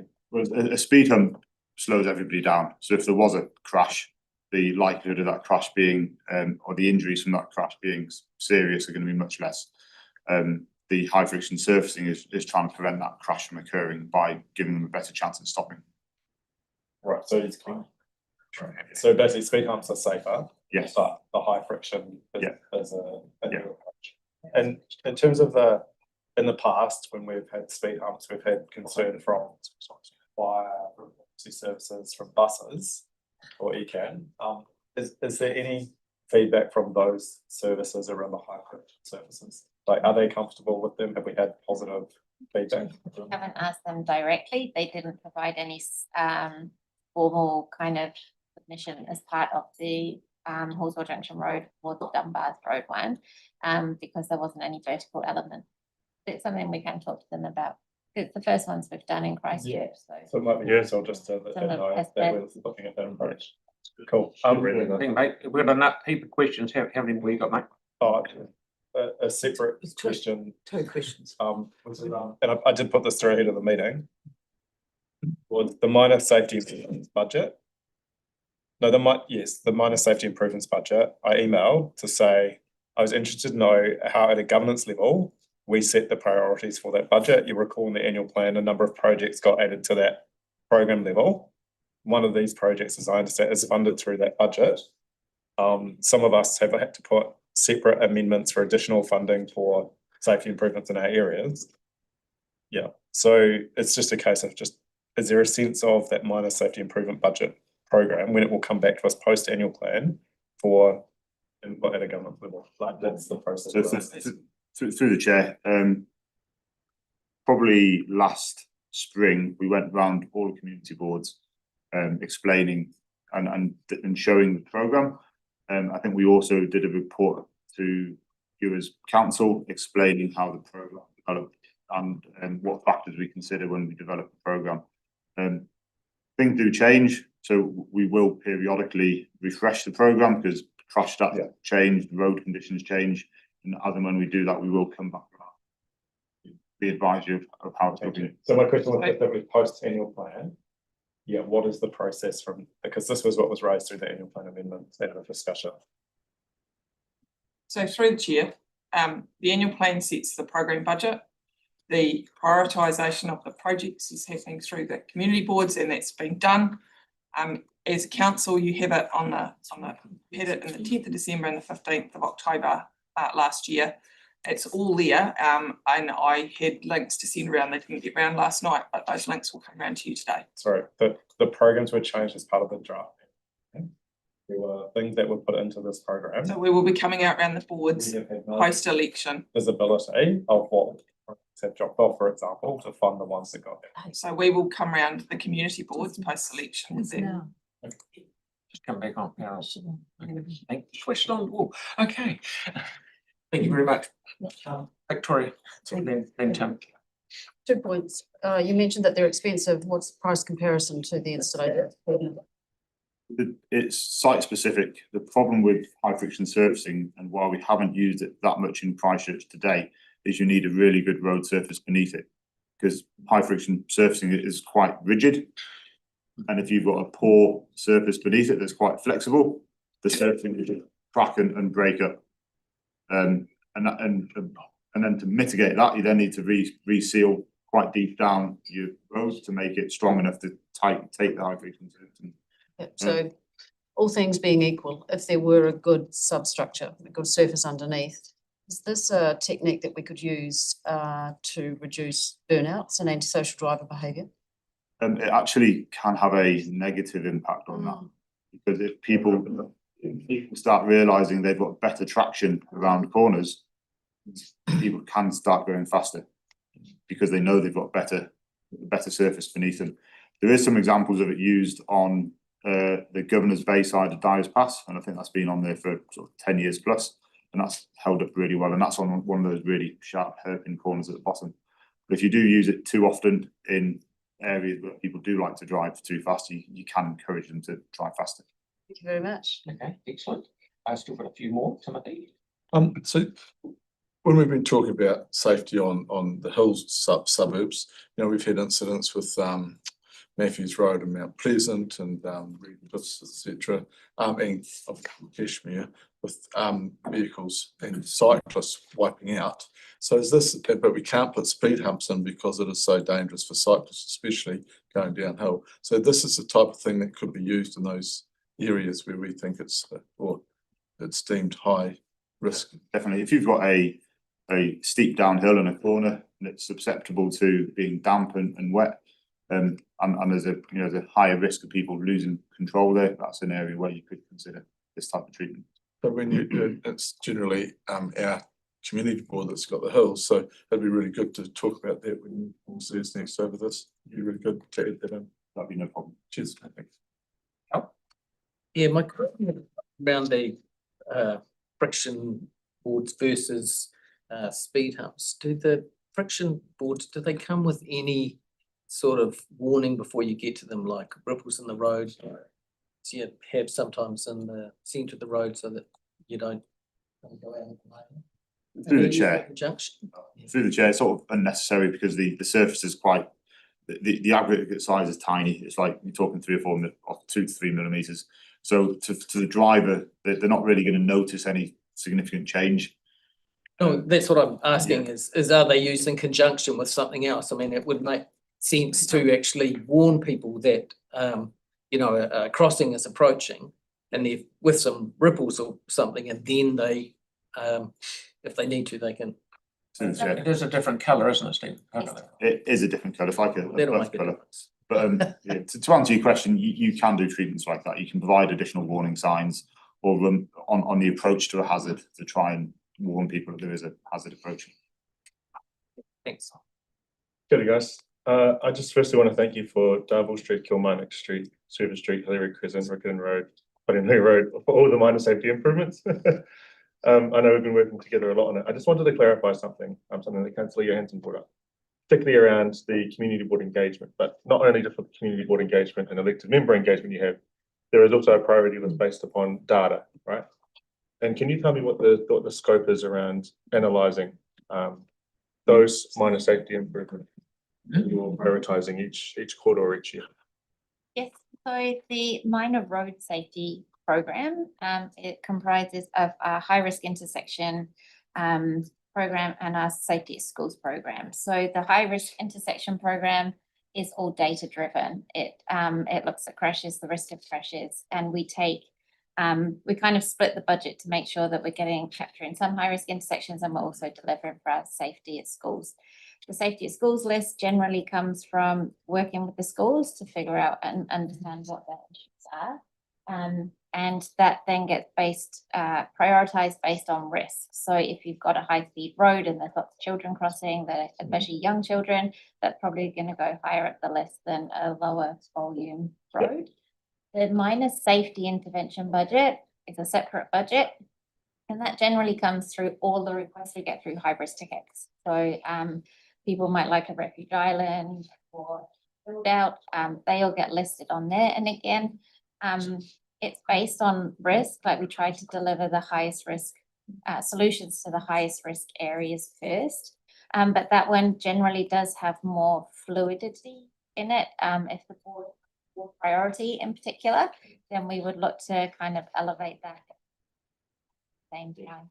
So you're saying it's done at a program level essentially, but with any board priorities, that takes precedent. They definitely get taken into account when we do the program. That's great, thank you. Thank you. And lastly, Sarah. Thanks so much. Just want to get back to Councillor Henstock's question over the cost, and given the current state of our roads, which we've had reported through the transport report, is there potential for some of these, if we're using them instead of sort of speed humps, to actually be more expensive, but but more palatable, if you like, because they're not a speed hump? Is that right? Would we have to rebuild that road surface and then put something on it rather than just putting the speed hump on top? I guess it is site specific. Like if we're going to put a speed hump or vertical traffic calming in, we need to understand the road and construction underneath, because we don't want to introduce things like noise and vibration for residents when we're doing a hump. If the road surface was great and everything underneath it was equal, the cost of a speed hump is likely to be lower than the high friction surfacing. However, Broad Junction Road and Dunbar's Road in particular, vehicle speeds are high. And so the platform, whilst it would give us the greatest safety benefits, it probably would feel out of context, especially on Hawesville Junction Road. So this is where we feel like this would be a good trial to test the high friction surfacing with the colour. Auckland Transport do a lot of it. So we've been talking to them, especially around trying to get the right product to use and when to lay it, because it is susceptible to different conditions. So yes, there is ongoing costs with high friction surfacing also compared to the speed platform, but just given some of the conversations we hear around platforms, we thought that it would be a good idea to try them. And the high friction surface, is that one that's useful if you've got areas where it commonly gets iced up? So I know I was from someone the other day who went through one of the underpasses, cycleway underpasses, and there's a patch that just never gets any sun over winter. There was just black ice and came on the bike and ended up, injuries and things. Is that the kind of area you could do the high friction, or do you need different treatments for the icy kind of stuff there? I'm not sure it'd provide much benefit to AC conditions. So the problem is if it fills with water and it freezes, layer of ice. But for damp, slippy areas, it would definitely be beneficial. Yeah. Okay. Thanks. All right. Thank you very much. So everyone's happy with. We've got a mover and seconder, so I'll put all of those, so we know which one. Okay, all of those together, all those in favour? Aye. Thank you, that is carried, we're motion for this. So we'll come back at 11:15, we have a cup of tea, and we'll get into item number 16, thank you.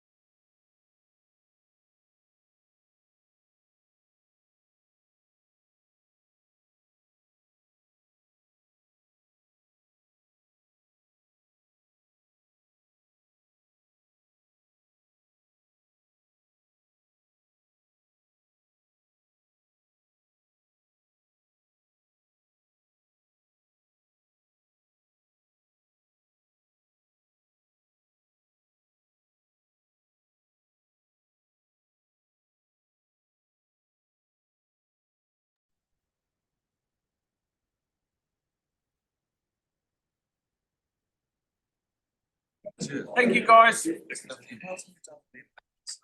That was the longest 15 minutes in history. I was impressed. Yeah, I'm impressed myself. Yeah. We enjoyed the kebabs. Yeah.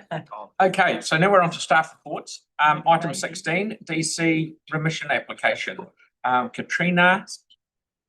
Yes, please. Hello, Katrina. Just YouTube. I can see the operation was a success. Katrina. Okay. Katrina. Right. I need to lift my head. Now I've got a new nickname. I'll take the report as read. Not funny. Right. Have we got any questions?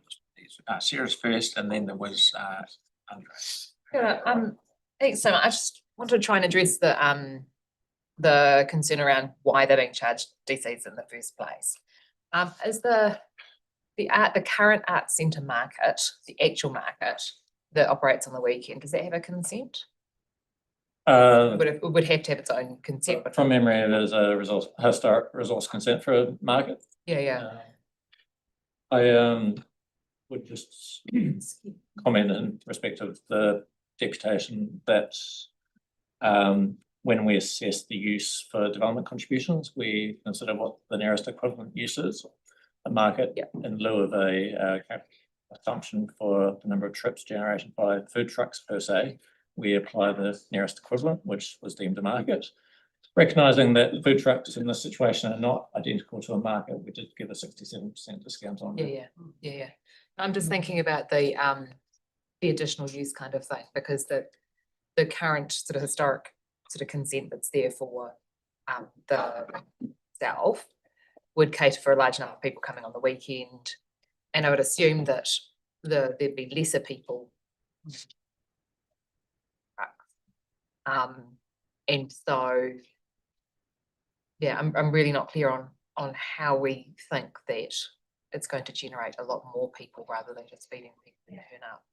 The calculation for the development contributions was based on transport movements of staff rather than all the visitors that come to the market, to the centre, or to the food park specifically. So it's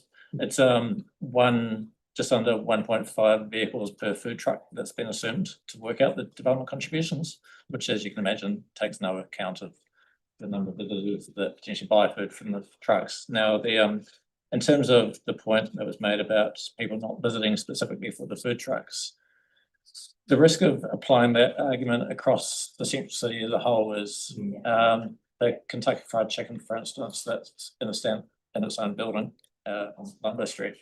They would be exempt from development contributions if if it was accepted that people aren't visiting the central city for KFC. They're coming to buy clothing, they're coming to shop, and they happen to be buying food at KFC. Okay. Yeah, no, that makes sense. Cool, thanks. Okay. Yeah, I'd like to please move option 2, which is granting their remission. I'm happy to second that. Sorry, what was option, did you say? Option 2, approving the remission. So say it again, sorry, I didn't hear. Option 2, which is approving the remission. On page 225 or 7. Okay, so we've got Mel with a question. No, I'm gonna move the staff recommendation. So I'll foreshadow that. Can I second Mel's foreshadow motions? Right. I knew the day would come, Mel.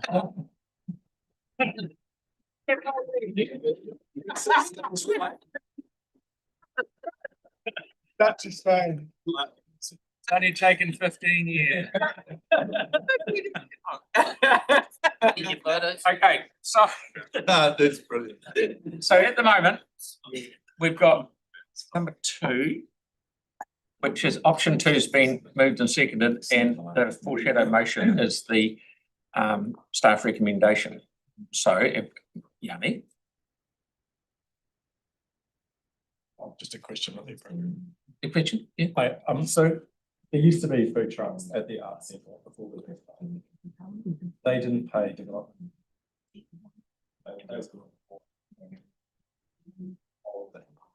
So just trying to understand, obviously we had that whole discussion about existing use rights. Is there any link between what we might do in terms of our proposed policy and what's being proposed?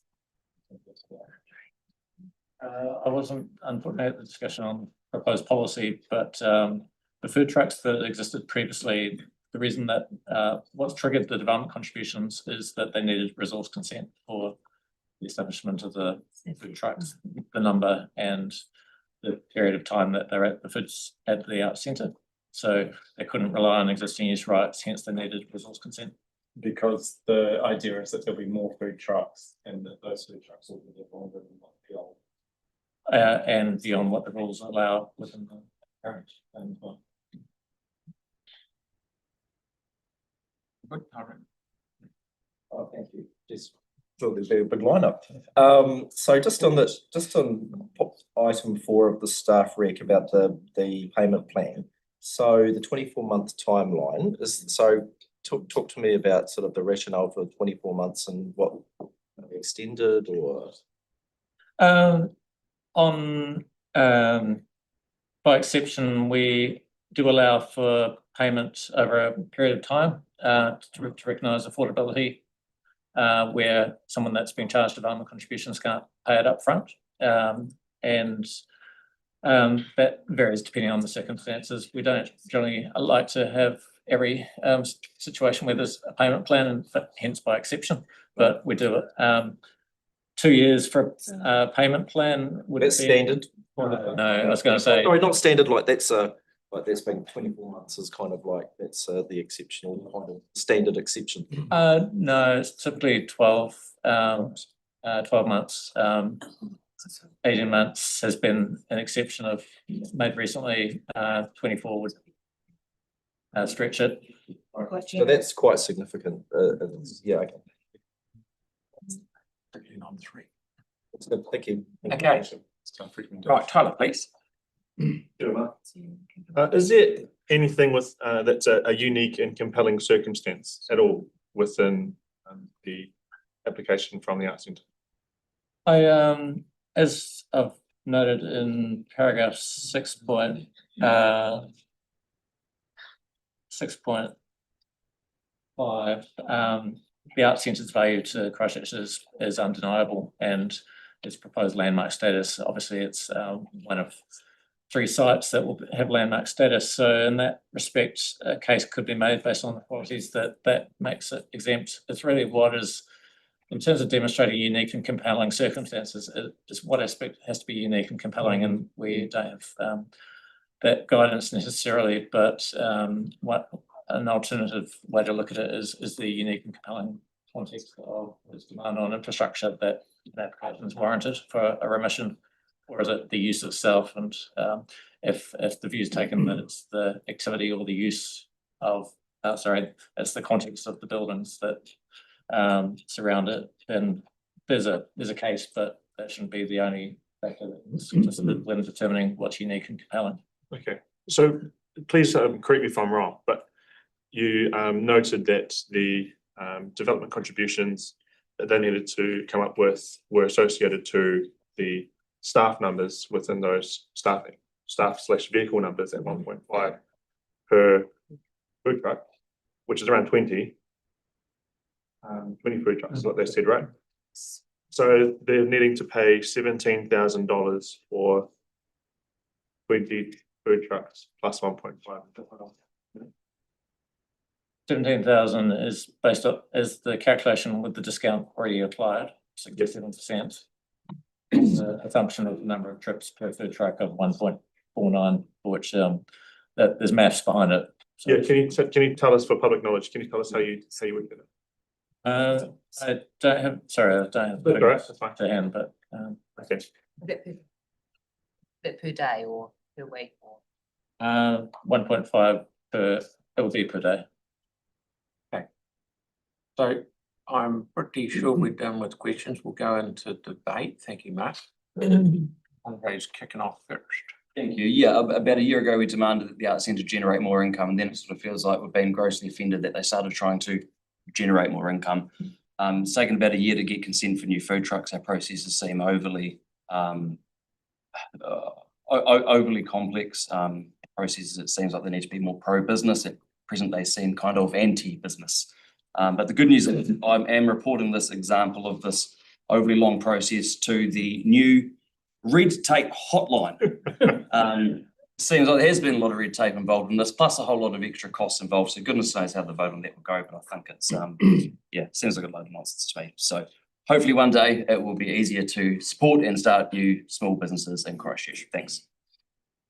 Okay, Melanie.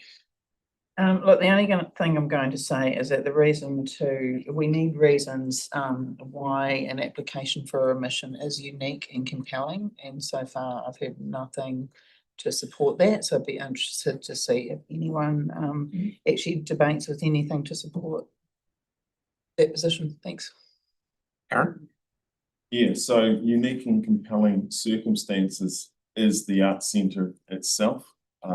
It is an attraction like no other in this country, hence what its heritage status listing will be. It attracts more people than the museum, more than the library, more than the art gallery, which we are happy to pour bucket loads of money into every year. And this one, it's a small tin cup that we pour into. So as attractions to the city go, the Arts Centre outshines the others. I'm not downplaying the others. They've been incredible attractions, all of them.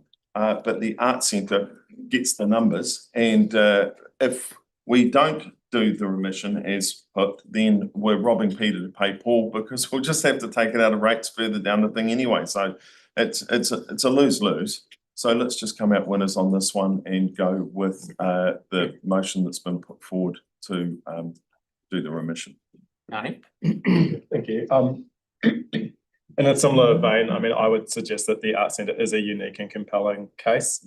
For those of us who remember what it used to be like before the earthquake, there is no way that anywhere near the amount of people using it now is equivalent to what was back then, especially when you take into account the ducks.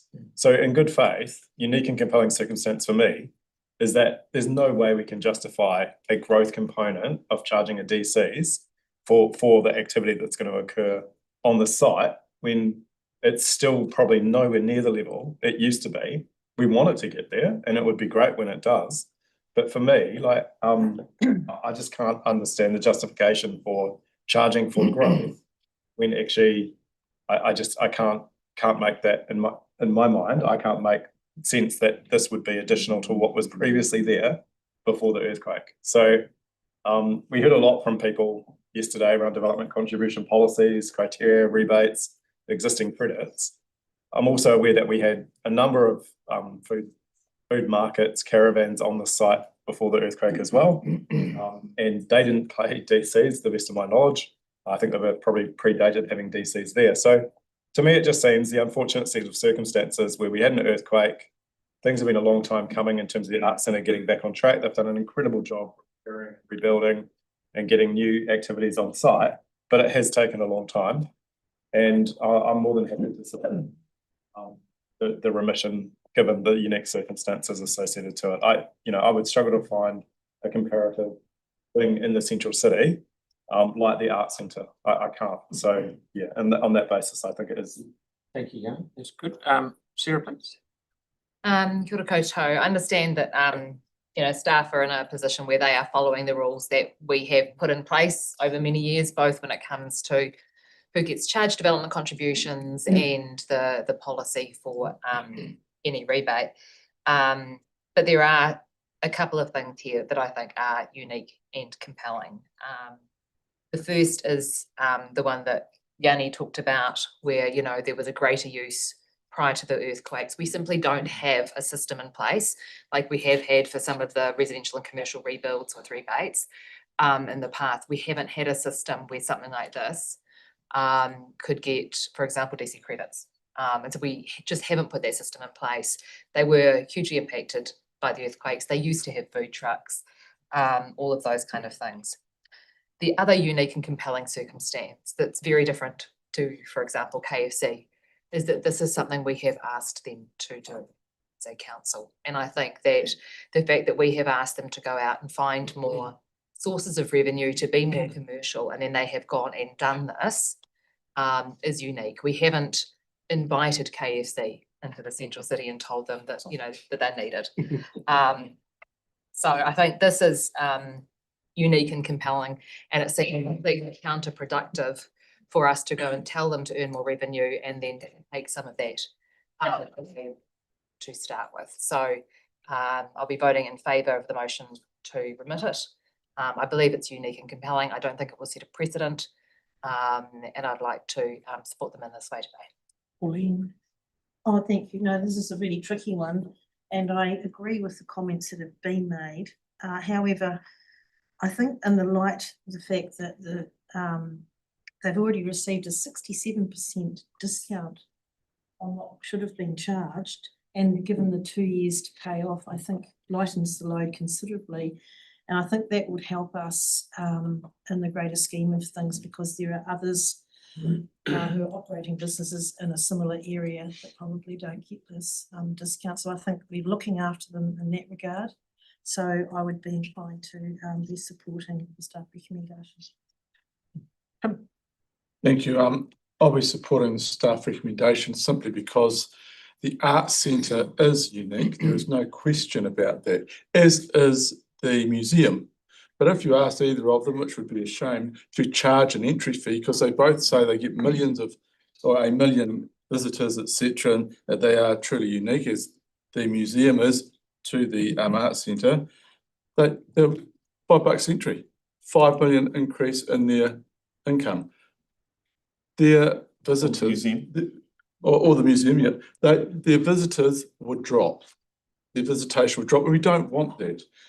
The food trucks are not unique. Absolutely, they're not. So we've asked them to be more commercial. That's great, and they are being, and they've done a great job with that. But that doesn't mean that we should give them a free hand. We had the developers coming to us yesterday, just yesterday, saying how difficult it was, how hard it was out there in business. What about the riverside? All those unique places there. Technically, those food places are not unique. They are different, but they are not unique. And suddenly you go into town and you go, well, should I go to the food truck, or I go to a restaurant, or should I go to a bar? Should I go to the riverside? There is competition there. One, though, has to pay a fortune. The other is getting what, a bit of a, because they're unique. The Arts Centre is unique. There is no question about that. The food trucks aren't. Everyone's got to pay their way. A 67% discount with a 24-month payment scheme is absolutely unique. And yeah, I will be supporting the substantive. Thank you. Cool. Yeah, a lot of it's already been said. Juxtaposed against the funding for the art gallery, you know, it seems like a paltry amount. I know we have supported them consistently in the past, but we did, as Sarah pointed out, we did ask them to go away and act in a more commercial way. This is what they're doing. I really feel that we need to cut them some slack here. I mean, the food trucks enhance the experience for those people who are going down there. I've been down there myself. I think it's a good little operation. It gives people another reason to stick around, and so I'll be supporting Andre's. Hello. For those who remember, I remember being reminiscent of when I was a child, and there were locations within the central city of which I remembered very clearly. One of them was the Canterbury Museum, obviously, and we've talked about that in the cave. The other one was the Arts Centre, particularly the market. And when Dad used to walk me through the Arts Centre with my brothers, we used to hate going in at the start because we wanted to go to the pool. But we remembered how awesome it was to walk around the Arts Centre and walk around the CBD. Now, we're talking about revitalising the central city quite often, actually. And everyone say, how are we going to do it? How are we going to do this? How are we going to do that? We have an option to be able to help the Arts Centre diversify its portfolio, which we've asked them to do. We've asked them to try and make a bit more bang for their buck, which we asked them to do, and they're trying to deliver. And then with the $17,000, of which many of us would probably think that it's minimal in comparison to the millions we vote on, $17,000 is actually a pretty good amount for OPEX. You know, that's a 0.25 FTE for a cleaner or an artist, or, you know, things like that. So those are really important things. You know, every cent counts, and we heard the Arts Centre talk about how much it counted. I also wanted to appreciate staff for the leniency that they had within the policy and actually providing alternative means to be able to ensure that the Arts Centre were able to sustain it across a bit more long term. So thank you so much, staff and Mark, for that. And lastly, if we're addressing unique and compelling circumstances, I've already talked about the unique part and the compelling part. But one of the things I wanted to think about here was we made promises. We made promises to revitalise the CBD. We made promises to make sure that the Arts Centre was up and running. And also, there was overwhelming support from the city to make sure that the Arts Centre was supported only 2 years ago. So if we're going to do that, I reckon we continue to do that. Kia ora. Okay. Yeah, look, I think we've already bent over backwards to offer support, and we need to be really careful, as Councillor Templeton mentioned, about precedent, because we have a policy that says unique and compelling, and yet every case that has come before us, we've deemed as unique and compelling. Sundown. No, not to my memory. So I think we really have to go, look, actually, you have a business activity, it has a growth component, you pay your DCs on that.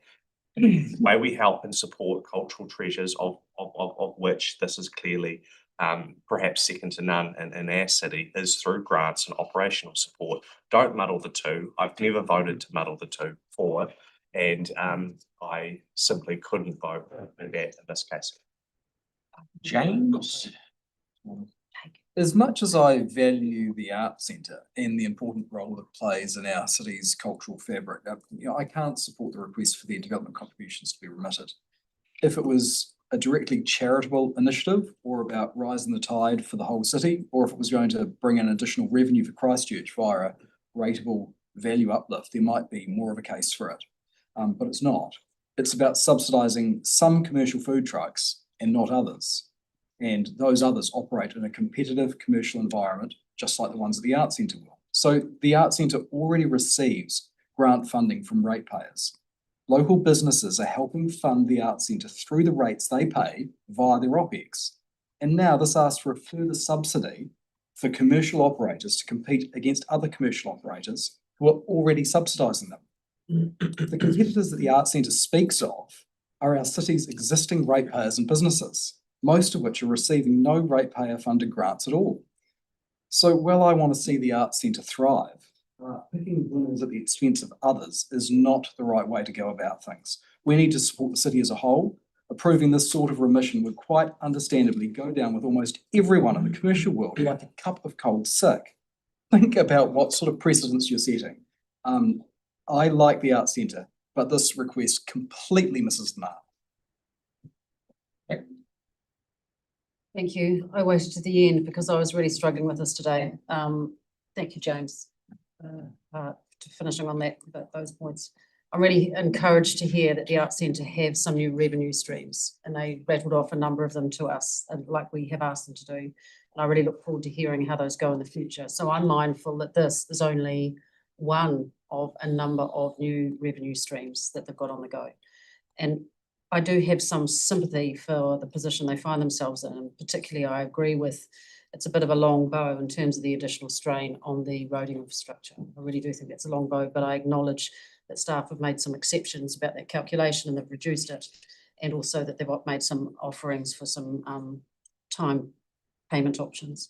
The thing that I'm particularly concerned about is being mentioned by Tim and by James about the equity piece and the need for a level playing field for all of our city businesses and everybody who's trying to balance the books. So we ought to support the Arts Centre, and indeed we do support the Arts Centre on multiple different fronts, but I don't think we should be doing so at the expense of the others in the city who are operating in a competitive environment. So I won't be supporting the motion passed by, Andre, and I will be supporting the shadow passed by Mark. Thank you. This is one I've been swaying from side to side in this debate. It's a tough one. I do see the unique and compelling aspect of the Arts Centre, as we pretty much all do. But at the same time, also can understand the potential to be setting a precedent and kicking sand in the face of the other food retailers in the CBD. So it's a really tough decision for us to make here. Okay, it doesn't seem like a big sum, but at the same time, it's how the optics are on it. You know, coming down to how I've gone through this debate, I'm leaning on the side of not supporting the motion on the table and going with staff rec. Yeah, well, and very soon we're going to be debating millions of dollars worth of development contribution remissions. And if anyone argues that we need to do those, but that we absolutely had to charge $70,000 for a few food trucks, good luck with that debate. So we'll come back to this and give this example. If we can't give development contribution rebates here, how on earth are we going to have millions of dollars for them for other businesses? So yeah, I look forward to that debate if this gets voted down. Aren't you wanting the 6 for it? You've cracked the comment. There's two different things we're talking about. There's two different things. He's saying, Just he's about- saying rebate both, not do one or the other. You won't have to point the finger at me, Andre. Okay, so we've done all the debate, everyone's done happy.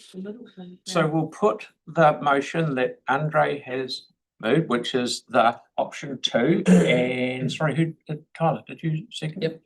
Was it you? Yeah, Tyler seconded it. I'll put that motion. As well division. Division, please. So we do just need. About a modification, just to be a bit different. Yes. Oh, yes, yep. So you're happy with that rewording of your motion? It's like millions of dollars in between. Andre, you're happy with that rewording of your? Oh, yes. That's good. All right. So this is a division on the Art Center Development Contributions Remission application to approve that application consistent with the policy under unique and compelling circumstances. Councillor Peters. No. Councillor Fields. No. Councillor Harrison Hunt. Yes. Councillor Coker. No. Councillor Donovan. The Deputy Mayor Cotter. No. Councillor Henstock. No. Councillor Moore. Yes. Councillor Goff. No. Councillor Johansson. Yes. Councillor Kewen. Yes. Councillor Barber. Yes. Councillor McClellan. No. Councillor Scandrett. No. The Mayor. No. Councillor Templeton. Aye. Standard voting lines. Okay. Could have predicted that one. As block voting.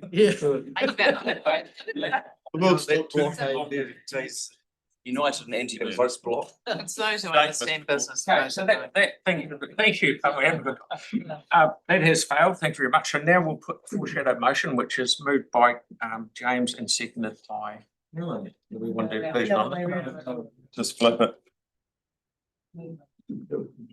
James. Technically it was moving. It's the weirdest coupling of ever seen in my life. Sorry, my mistake. So So weird. are we gonna? Yeah. Do you want a division? Very separate. Yeah. Thank you, sorry. It's the first issue. James, just retire it. Changing the Just vote, be one of them, yeah. otherwise. Right, Let's just. so, all right, all of those in favour of the staff recommendation? Aye. Against? No. That is carried. Thank you very much. Well Right. done, Mel. I'm gonna Okay, go out on so that now. Now we're up to number 17, and I note that Mr. Mark Dustman sits down in mine is other business completely quiet for a long time. It's been brought to my attention that we need a little bit more information on this. There's a bit more going on around talking to neighbours and different things. We haven't really probably spread the net as far as we possibly should have with the people that are adjoining this land. So I'm suggesting that we put it on the table and we'll bring it back to F&P in a date, I can't remember the date. 27th.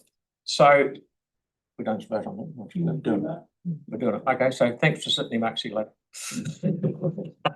So that we just need a bit more info from staff. Oh, we do need to vote on it, yes. It's a procedural motion, so.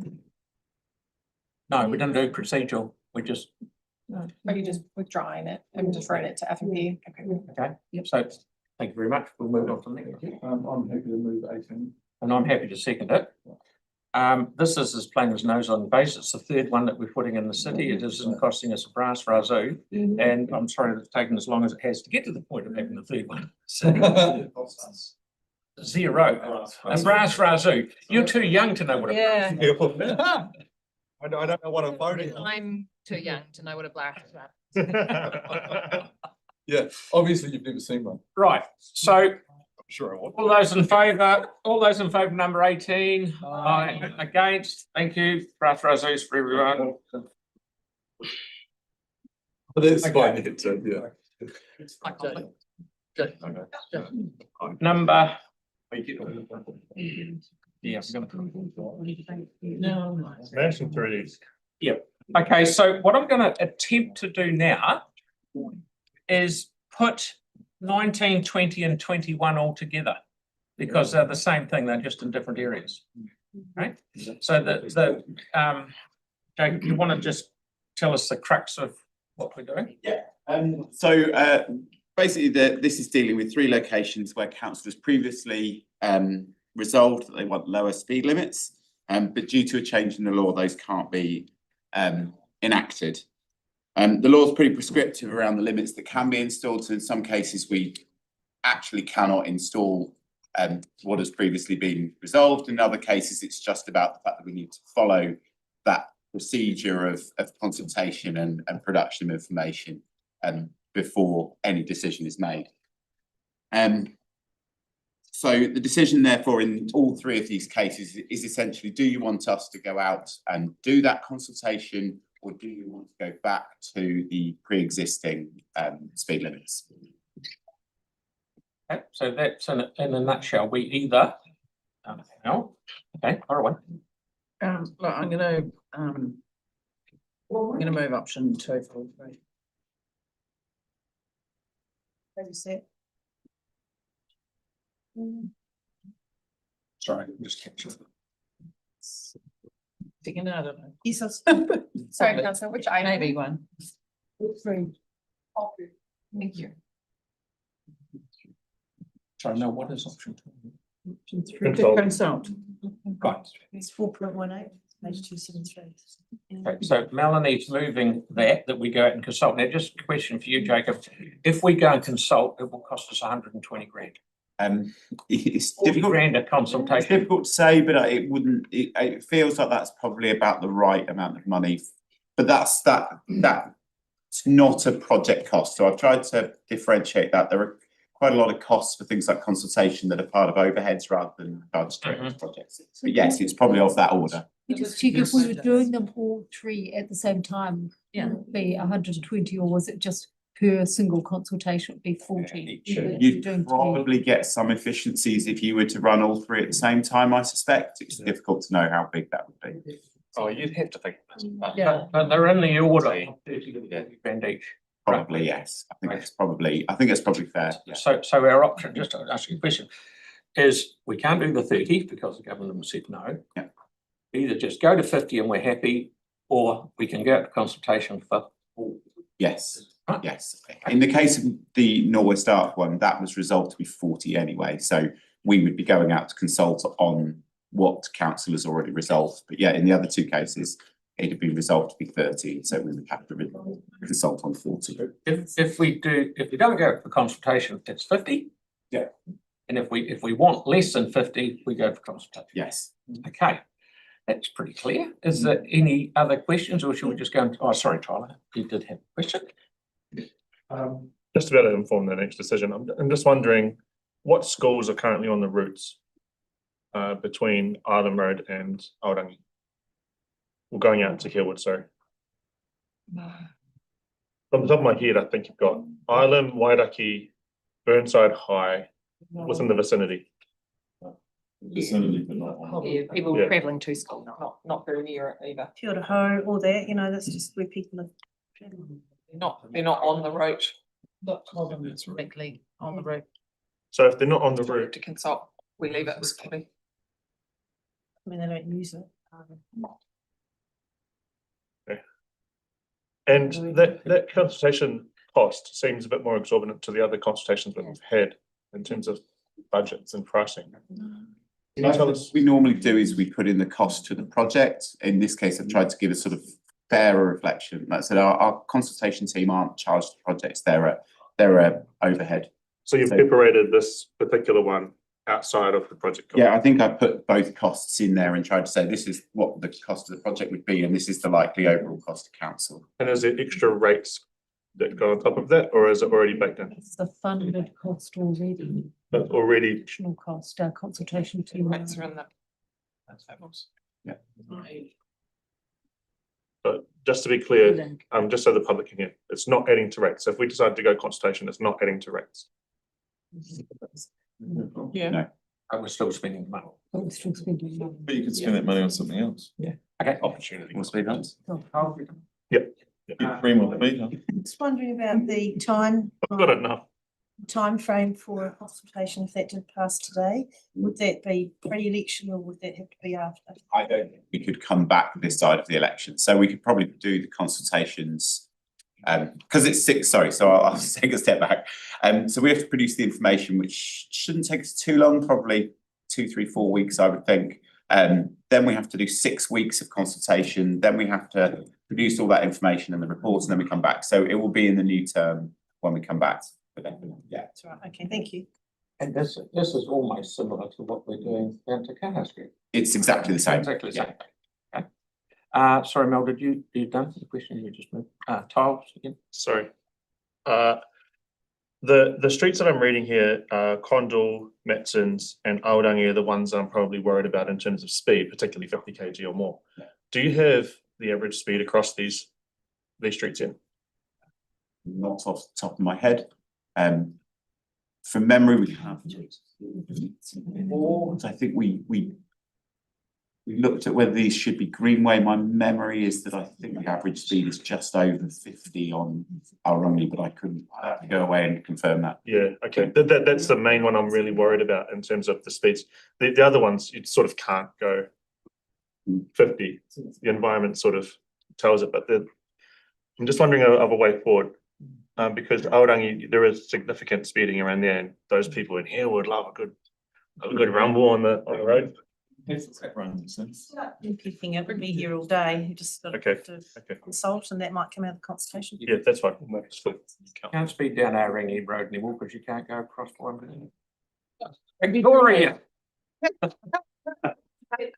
Clarity in relation to Condell Ave, it is only a small couple of metres stretch between the Aorangi intersection and the Matsons, so it's not the entire length of Condell, it's just that little bit length the Norwest Arc from Matsons to Aorangi. Yeah, that's the intent, is that it follows that dog leg all the way through. But the rest of Condell is 50. Yes. Yeah. So we'll be driving down Condell at 50, change to 30. maybe, go 100 metres. Less and then go back than. at 50. Well, you could bike safely, there's another. What have I done? Okay. So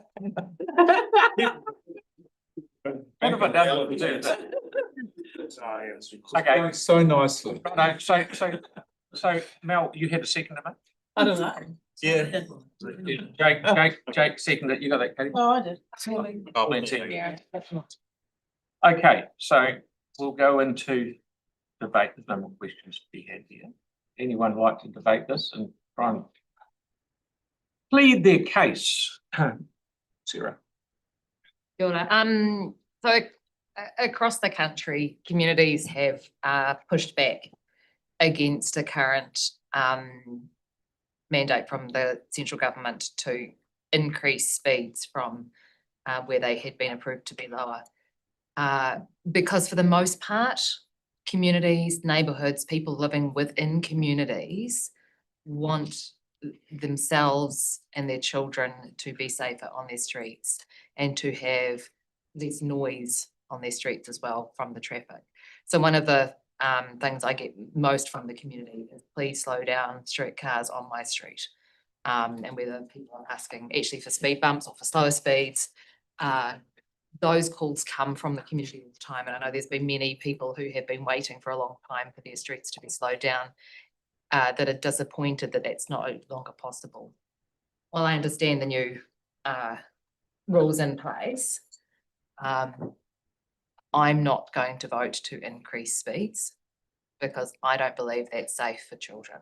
We know that kids don't live next door to schools. They live all over the communities and they travel to get to schools. And I'm keen for our streets to be safer for them. And for the older members of our community who walk around these streets and try to cross the road and struggle when the roads are wide and the cars are going fast, and they get put off going for walks and they are less active than they would like to be otherwise. That impacts their health and the health system. So I'm not going to vote to increase speeds. I will vote to consult, and I'd urge others to do the same things.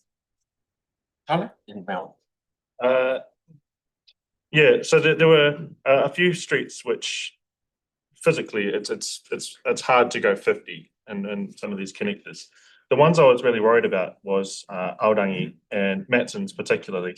And then if you refer to 4.9 in the report, it says that average daily traffic between 2,000 and 4,000 vehicles per day, which 2 to 3% are heavy vehicles. The average speed is typically around 47 kilometers an hour, and the 85 percentile speed is typically around 53 kilometers per hour.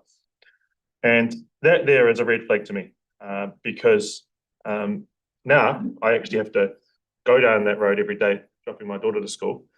And I am noticing the hustle and bustle, particularly between the school hours and after school.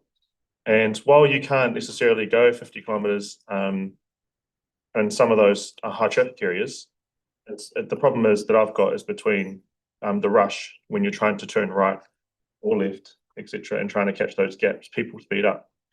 I am hesitant to just willy-nilly say yes to 50 Ks without actually talking to the community about it. And I'm probably going to go with Councillor Coker's motion to go out and consult on these speed changes. Kia ora. Mel, then Pauline. Constantly around this table where we're saying central government step out of our decision making. You know, it doesn't matter which government it is. They're always dictating to us what we need to do, what decisions we can make, and revoking decisions that have already been made is crazy. And so having to go and consult is highly frustrating. If this does pass, and if we did end up with 40K, that still wouldn't be as good as the 30K we had originally. A lot of these streets all planned for those streets, and that is the safest speed for people who are cycling, and we're trying to encourage cycling, and the cycling infrastructure we're putting in is actually highly successful. A lot more people are biking all over the city, and I want to see us support that. And you know, changing speeds for drivers, I mean, I know that it's very frustrating if you're looking and you've got to see what speed you need to be doing, but actually if you're a driver, you should be looking at what speed you should be doing. You should be thinking about who else you're sharing the road with. You should be thinking, you know, I care about other users, because roads are not just for cars. Roads are not just for people driving in those cars. Roads are for people who cycle, who take other forms of transport, who walk, who hobble across with a walker. You know, there's a whole lot of reasons for why we should be very careful when we're driving on our roads, and supporting going out to consultation means supporting anyone who's vulnerable on our roads. So that's why I want to support this, even though it would be far better if we could just do what we already decided and not waste time. But here we are. Pauline? Yeah, and I agree, Mel, it's very frustrating having to revisit this all again, and for possibly a slightly lesser outcome in our view. I mean, localism, I've always supported localism. I've always supported the knowledge that's held in our communities, and consulting actually gives us a really good insight into that. We're seeing government after government campaigning on localism and then not delivering on it, doing the actual opposite. And this is a prime case of it. We've already invested heavily in this. Maybe we have to invest again if this passes today. But I will be supporting the motion, of course, being the seconder, but because it's the right thing to do. We've got to keep our children safe. It's supporting our own objectives as a council to keep our children safe. So backing localism to me is the key thing here. So please, please support this today and let's hear what our communities tell us that they want. Thank you. I just want to thank staff for all the work you've done, and it must be incredibly frustrating to be kind of mucked about by central government and by ourselves, etc. So I just want to say thank you very much for the work you've done. I'm going to support going out for consultation.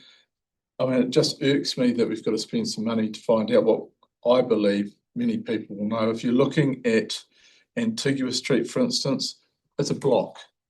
But the key there, going for Melanie has said and Sarah have said, there are going to be young children there. They will be the opposite problem to the elderly. They could shoot out in front of a car, etc., like lightning. Whereas an elderly person on a Zimmer frame or a walking stick or just slow, having been through the pool for just trying to stay young. Don't say anything. Don't say anything. Yeah, shouldn't have said that, shouldn't I? But it's just stupid. So I think to be going in our central city at some places at 30, which is required, and then suddenly going to 50, it's just not going to work for me. I do think that we've got a bigger picture here, but that's going to be for another day. But I'm going to be supporting the consultation, I think. So thank you both for your input. I'll just have a wee yarn. I agree with Tyler when he says that in most cases the environment that they're in makes the road go slow. Because I've been up and down Aorangi Road a number of times. It's quite a narrow road, and I don't see people. You're never going to stop the idiot like I was once, driving up and down, things like that. But for humility, thank you. But two of these, the one on Norwest Arc and Antigua Street, as Tim said, it's only one block. We don't have to worry about cyclists because they got their own separated cycleway there. The cars could be doing 100 kilometres down the road, and the cycleway is making them safe. So the distance is just extra. The difference between 10, 40 and 50 is negligible. And I don't think, because Antigua Street, for one, is going to be a lot narrower. Once you narrow a road, people tend to go slower anyway, because there's a lot happening. I just don't think it's worth spending the thick end of $100,000 doing it when it's down to 10K difference. So I'll be not voting for going out for consultation because I think we're pretty well covered with all the money we've spent on the separated cycleways anyway.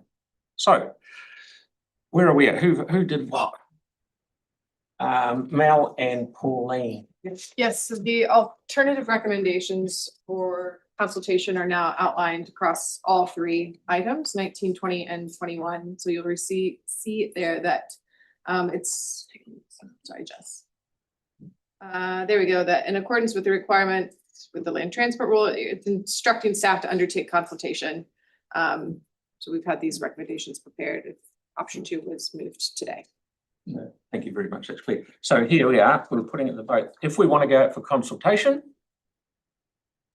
you say, sorry, you can say it. Oh, division. Okay. Does that read just the item 20 for the consultation, or is that for all of them? Three. This is for all three to go out to consultation, and we're having division. Sorry. So we'll just start with item 19 then, the Norwest Arc item. Doing them all together. Oh, do them all together? Okay, we can do that too. You're not getting the memo. Yeah.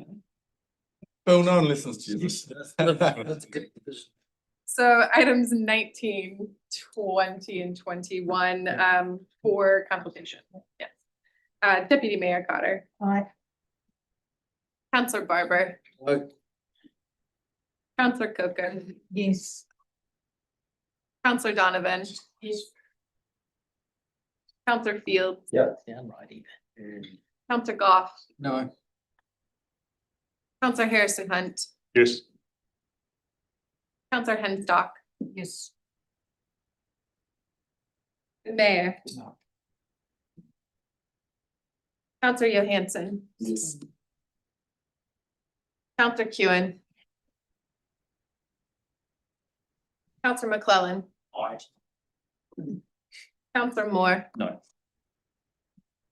Councillor Peters. No. Councillor Scandrett. Yes. Councillor Templeton. Passes by the slimmest of margins. I won't keep singing you. Like I was doing earlier. Thank you. No, thank you guys for doing it all together. It just saves one hell of a lot of work. So the next one, I feel we're really getting motoring along now. Number 22, extension of time for the Heritage Incentive Grant. The new city. Everyone's jumping. Everyone wants to move it. Yeah, it's my ward, I move. Have it just go unanimously moved. Jake's moving and anyone you pick is seconding. Yeah. No questions, no nothing, Mark. You wait. Okay. All those in favour? Aye. Against, thanks, Gary. No. Yeah. Councillor Moore. Doesn't Yeah. have heritage. Oh, that's- Heritage, except when it's food truck. Now, moving along. Repeat it off the Christchurch. So I'm looking at a new hotel, doesn't it? Council submission on going for housing growth proposed. Oh, you bet. It's Katrina. She's back. Stop it. Yeah, Yanni's got a question, but are you just say your little preamble there, Mark, please? And stuck up like So that. take it as read. Thanks, as read. Take it as read. It's been a briefing on the submission and we've sought to reflect the feedback from council. Okay, Yanni? Yeah, thank you. I was just wondering if we could incorporate the assessment that we did as part of the social and affordable housing action plan for Greater Christchurch, which basically talks through the issue of just having more capacity doesn't lead to more affordability for people on low and medium incomes.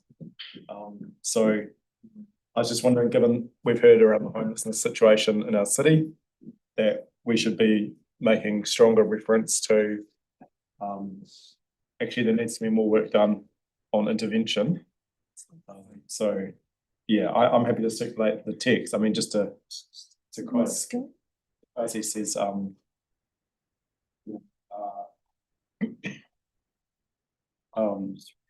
attempts to influence the market outcomes in the continuum in terms of market sale price or rents are likely to mostly impact households on medium or high incomes, who for those most part have less of an affordability issue than lower income households.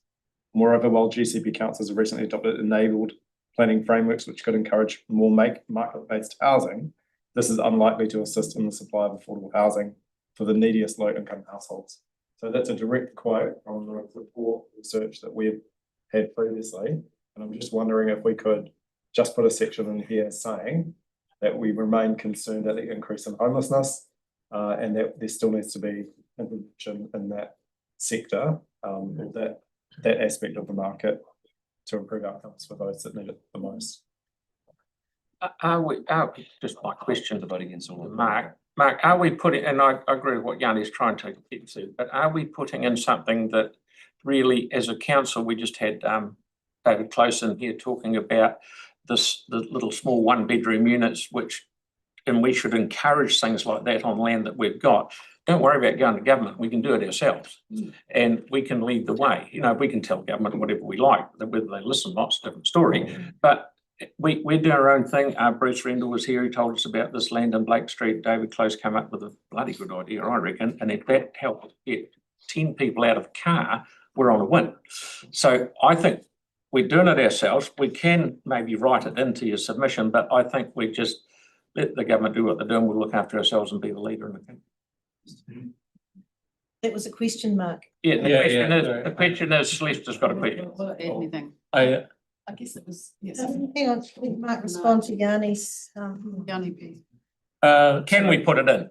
Certainly we've considered that and could include something about going back to the Greater Christchurch Partnerships Joint Housing Action Plan. There's a number of methods by which we can deliver social and affordable housing. I think we can rely on there's a Greater Christchurch Partnership submission that's on the same proposals, and in their submission being that the GCP developed the Joint Housing Action Plan, they've made a point that The partnership highlights the opportunity through the design of Pillar 2 improvements to use infrastructure funding and financing tools such as development levies and value capture mechanisms to support initiatives like affordable housing and providing partners with ongoing revenue to support that growth.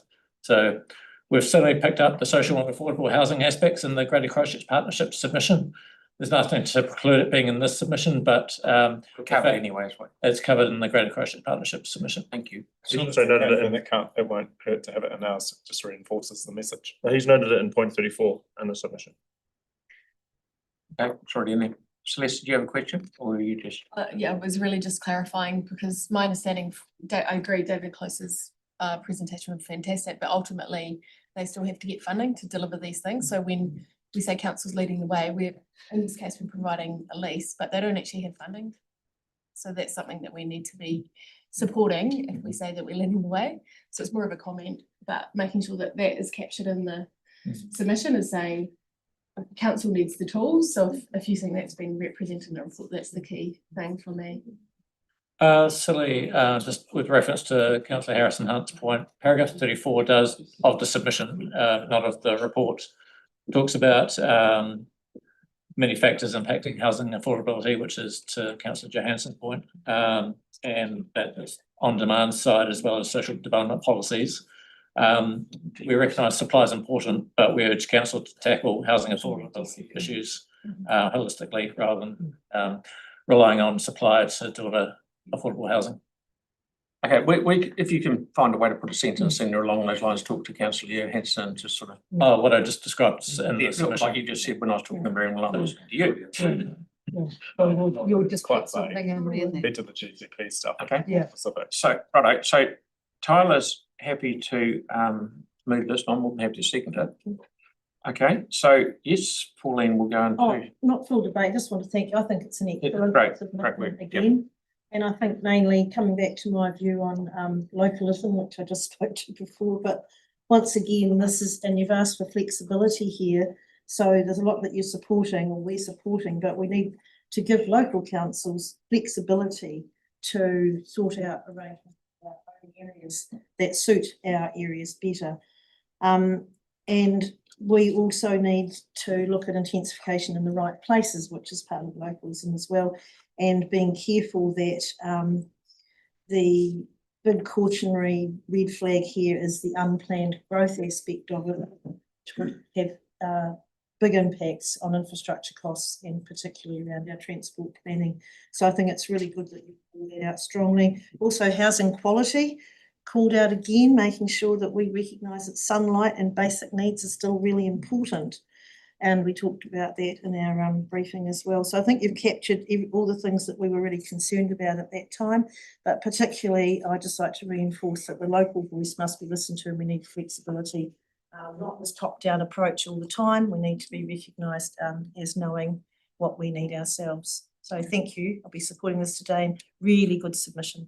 Andre. Our local voice voted against density in areas like around the Carlton Mill area or Somo. So instead what we're going to end up, you're allowed to build more density in Northwood and Belfast than you can around our central city. So unfortunately the local voice failed and here we are. We're in debate now. Okay. It did, yeah. It did. Density is no longer going to be in the right areas. Thank you. Well, we can beat around the bush here, and I think it is a fantastic paper, and thank you very much for this.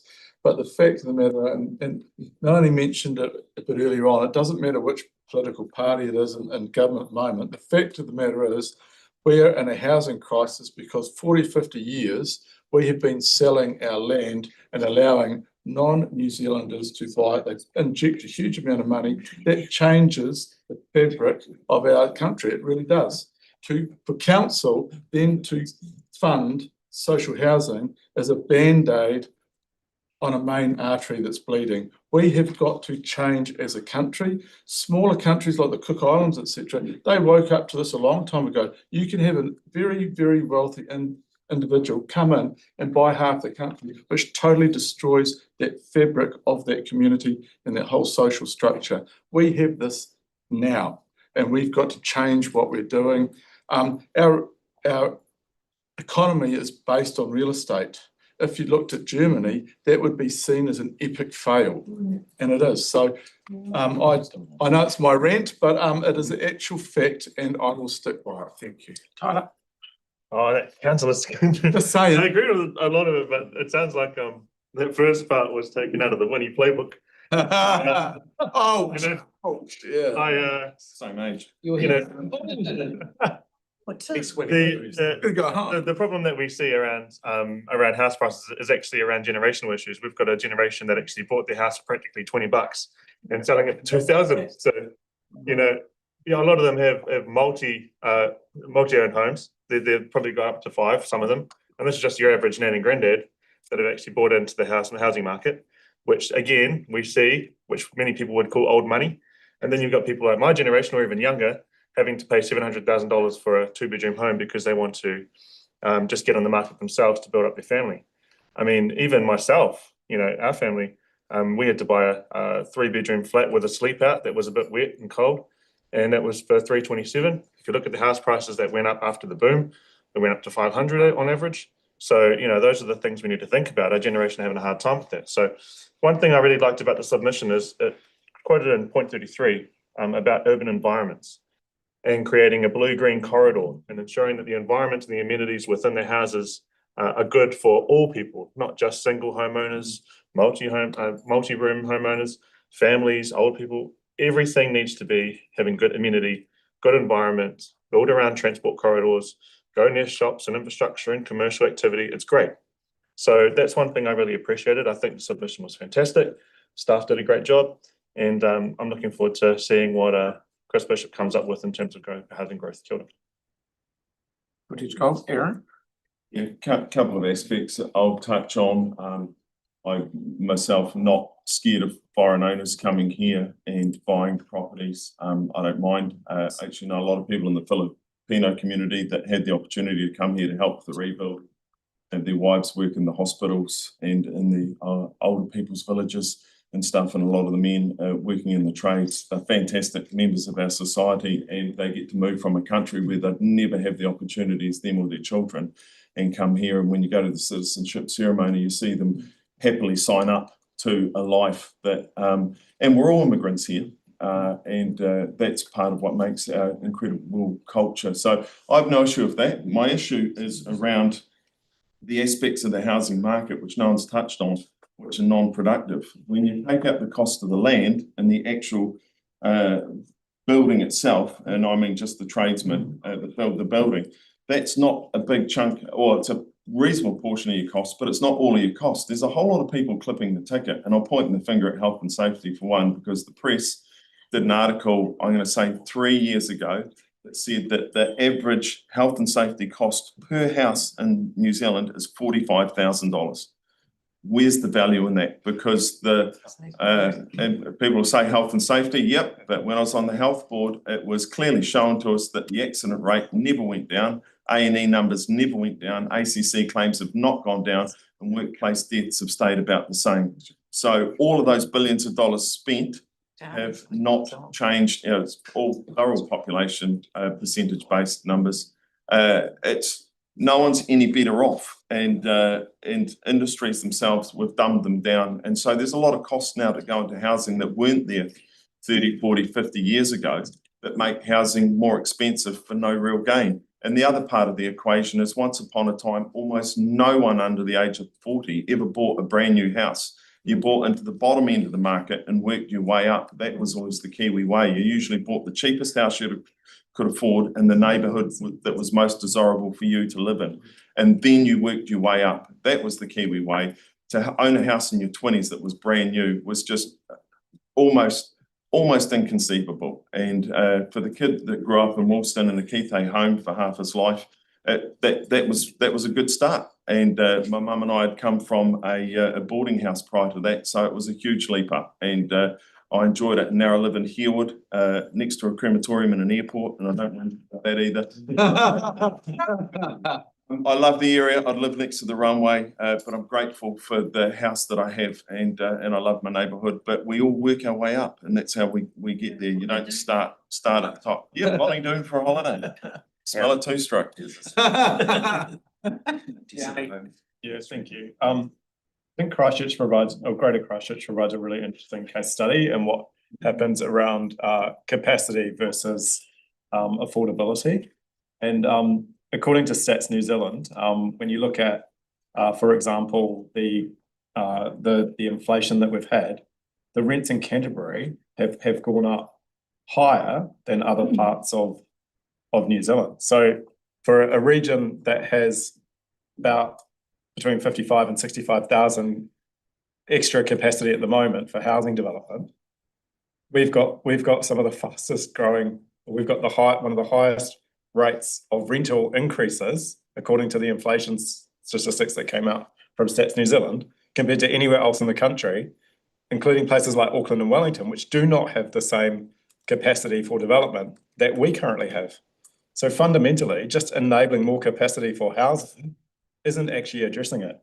And you can also look at like the city mission and the issue with homelessness that we're now facing as a city. So although I support a lot of the things in this submission, I do think it's important that we do highlight the concern that unless we get things like inclusionary zoning, unless we get things like market intervention around getting affordable housing for people that need it the most, we are going to struggle, because the current settings, as one of my council colleagues has alluded to, around property being an economic wellbeing tool for New Zealand, it's failing. It's creating an inequity, an intergenerational inequity at a much greater level, and we have to try and solve it. But we don't solve it, in my view, by just allowing more capacity in terms of zoning, unless we put some of those other interventions in place to require that when we rezone land, we get a certain percentage goes back to affordable housing for people that need it the most. It's actually very common all around the world. Many other cities have those sorts of mechanisms and interventions to leverage the benefit that private developers get when land gets rezoned, so that it goes back into helping people that need it the most. Unfortunately, in New Zealand, we don't have that. And as a result, we're seeing a huge rise in inequity in our city and in our region. So thanks, staff, for the submission. I am grateful that we could include a little bit more around the very real statistics that we have in our region about what's happening around housing affordability, around rents, homelessness, and the fact that we've got ample capacity, but we're still seeing people struggling to afford to find somewhere to live.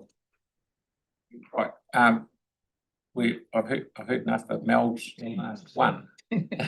I just, a great submission from staff. The thing that comes through in multiple paragraphs within this is about what Pauline talked about, which is doing planning of our infrastructure in a cost-effective way instead of unplanned. You know, if we want to provide services to the people that live in our city when they move into a new house or wherever they're living, we need to be able to have that planned in advance rather than doing something reactive that's going to cost us more. So I think that point's been well made throughout the whole submission that's been written, and I hope that it gets read. So thanks a lot. Yes, thank you. Right, I think we're all pretty happy. We've got a mover and seconder. Yes, we have. I'll put that motion. All those in favour? Aye. Against? Brilliant. That's carried. Thank you very much. Right, we'll now rip into PX, and James is moving it and Victoria's seconding it. All those in favour? Aye. Against? Thank you. That's carried. It's a minute.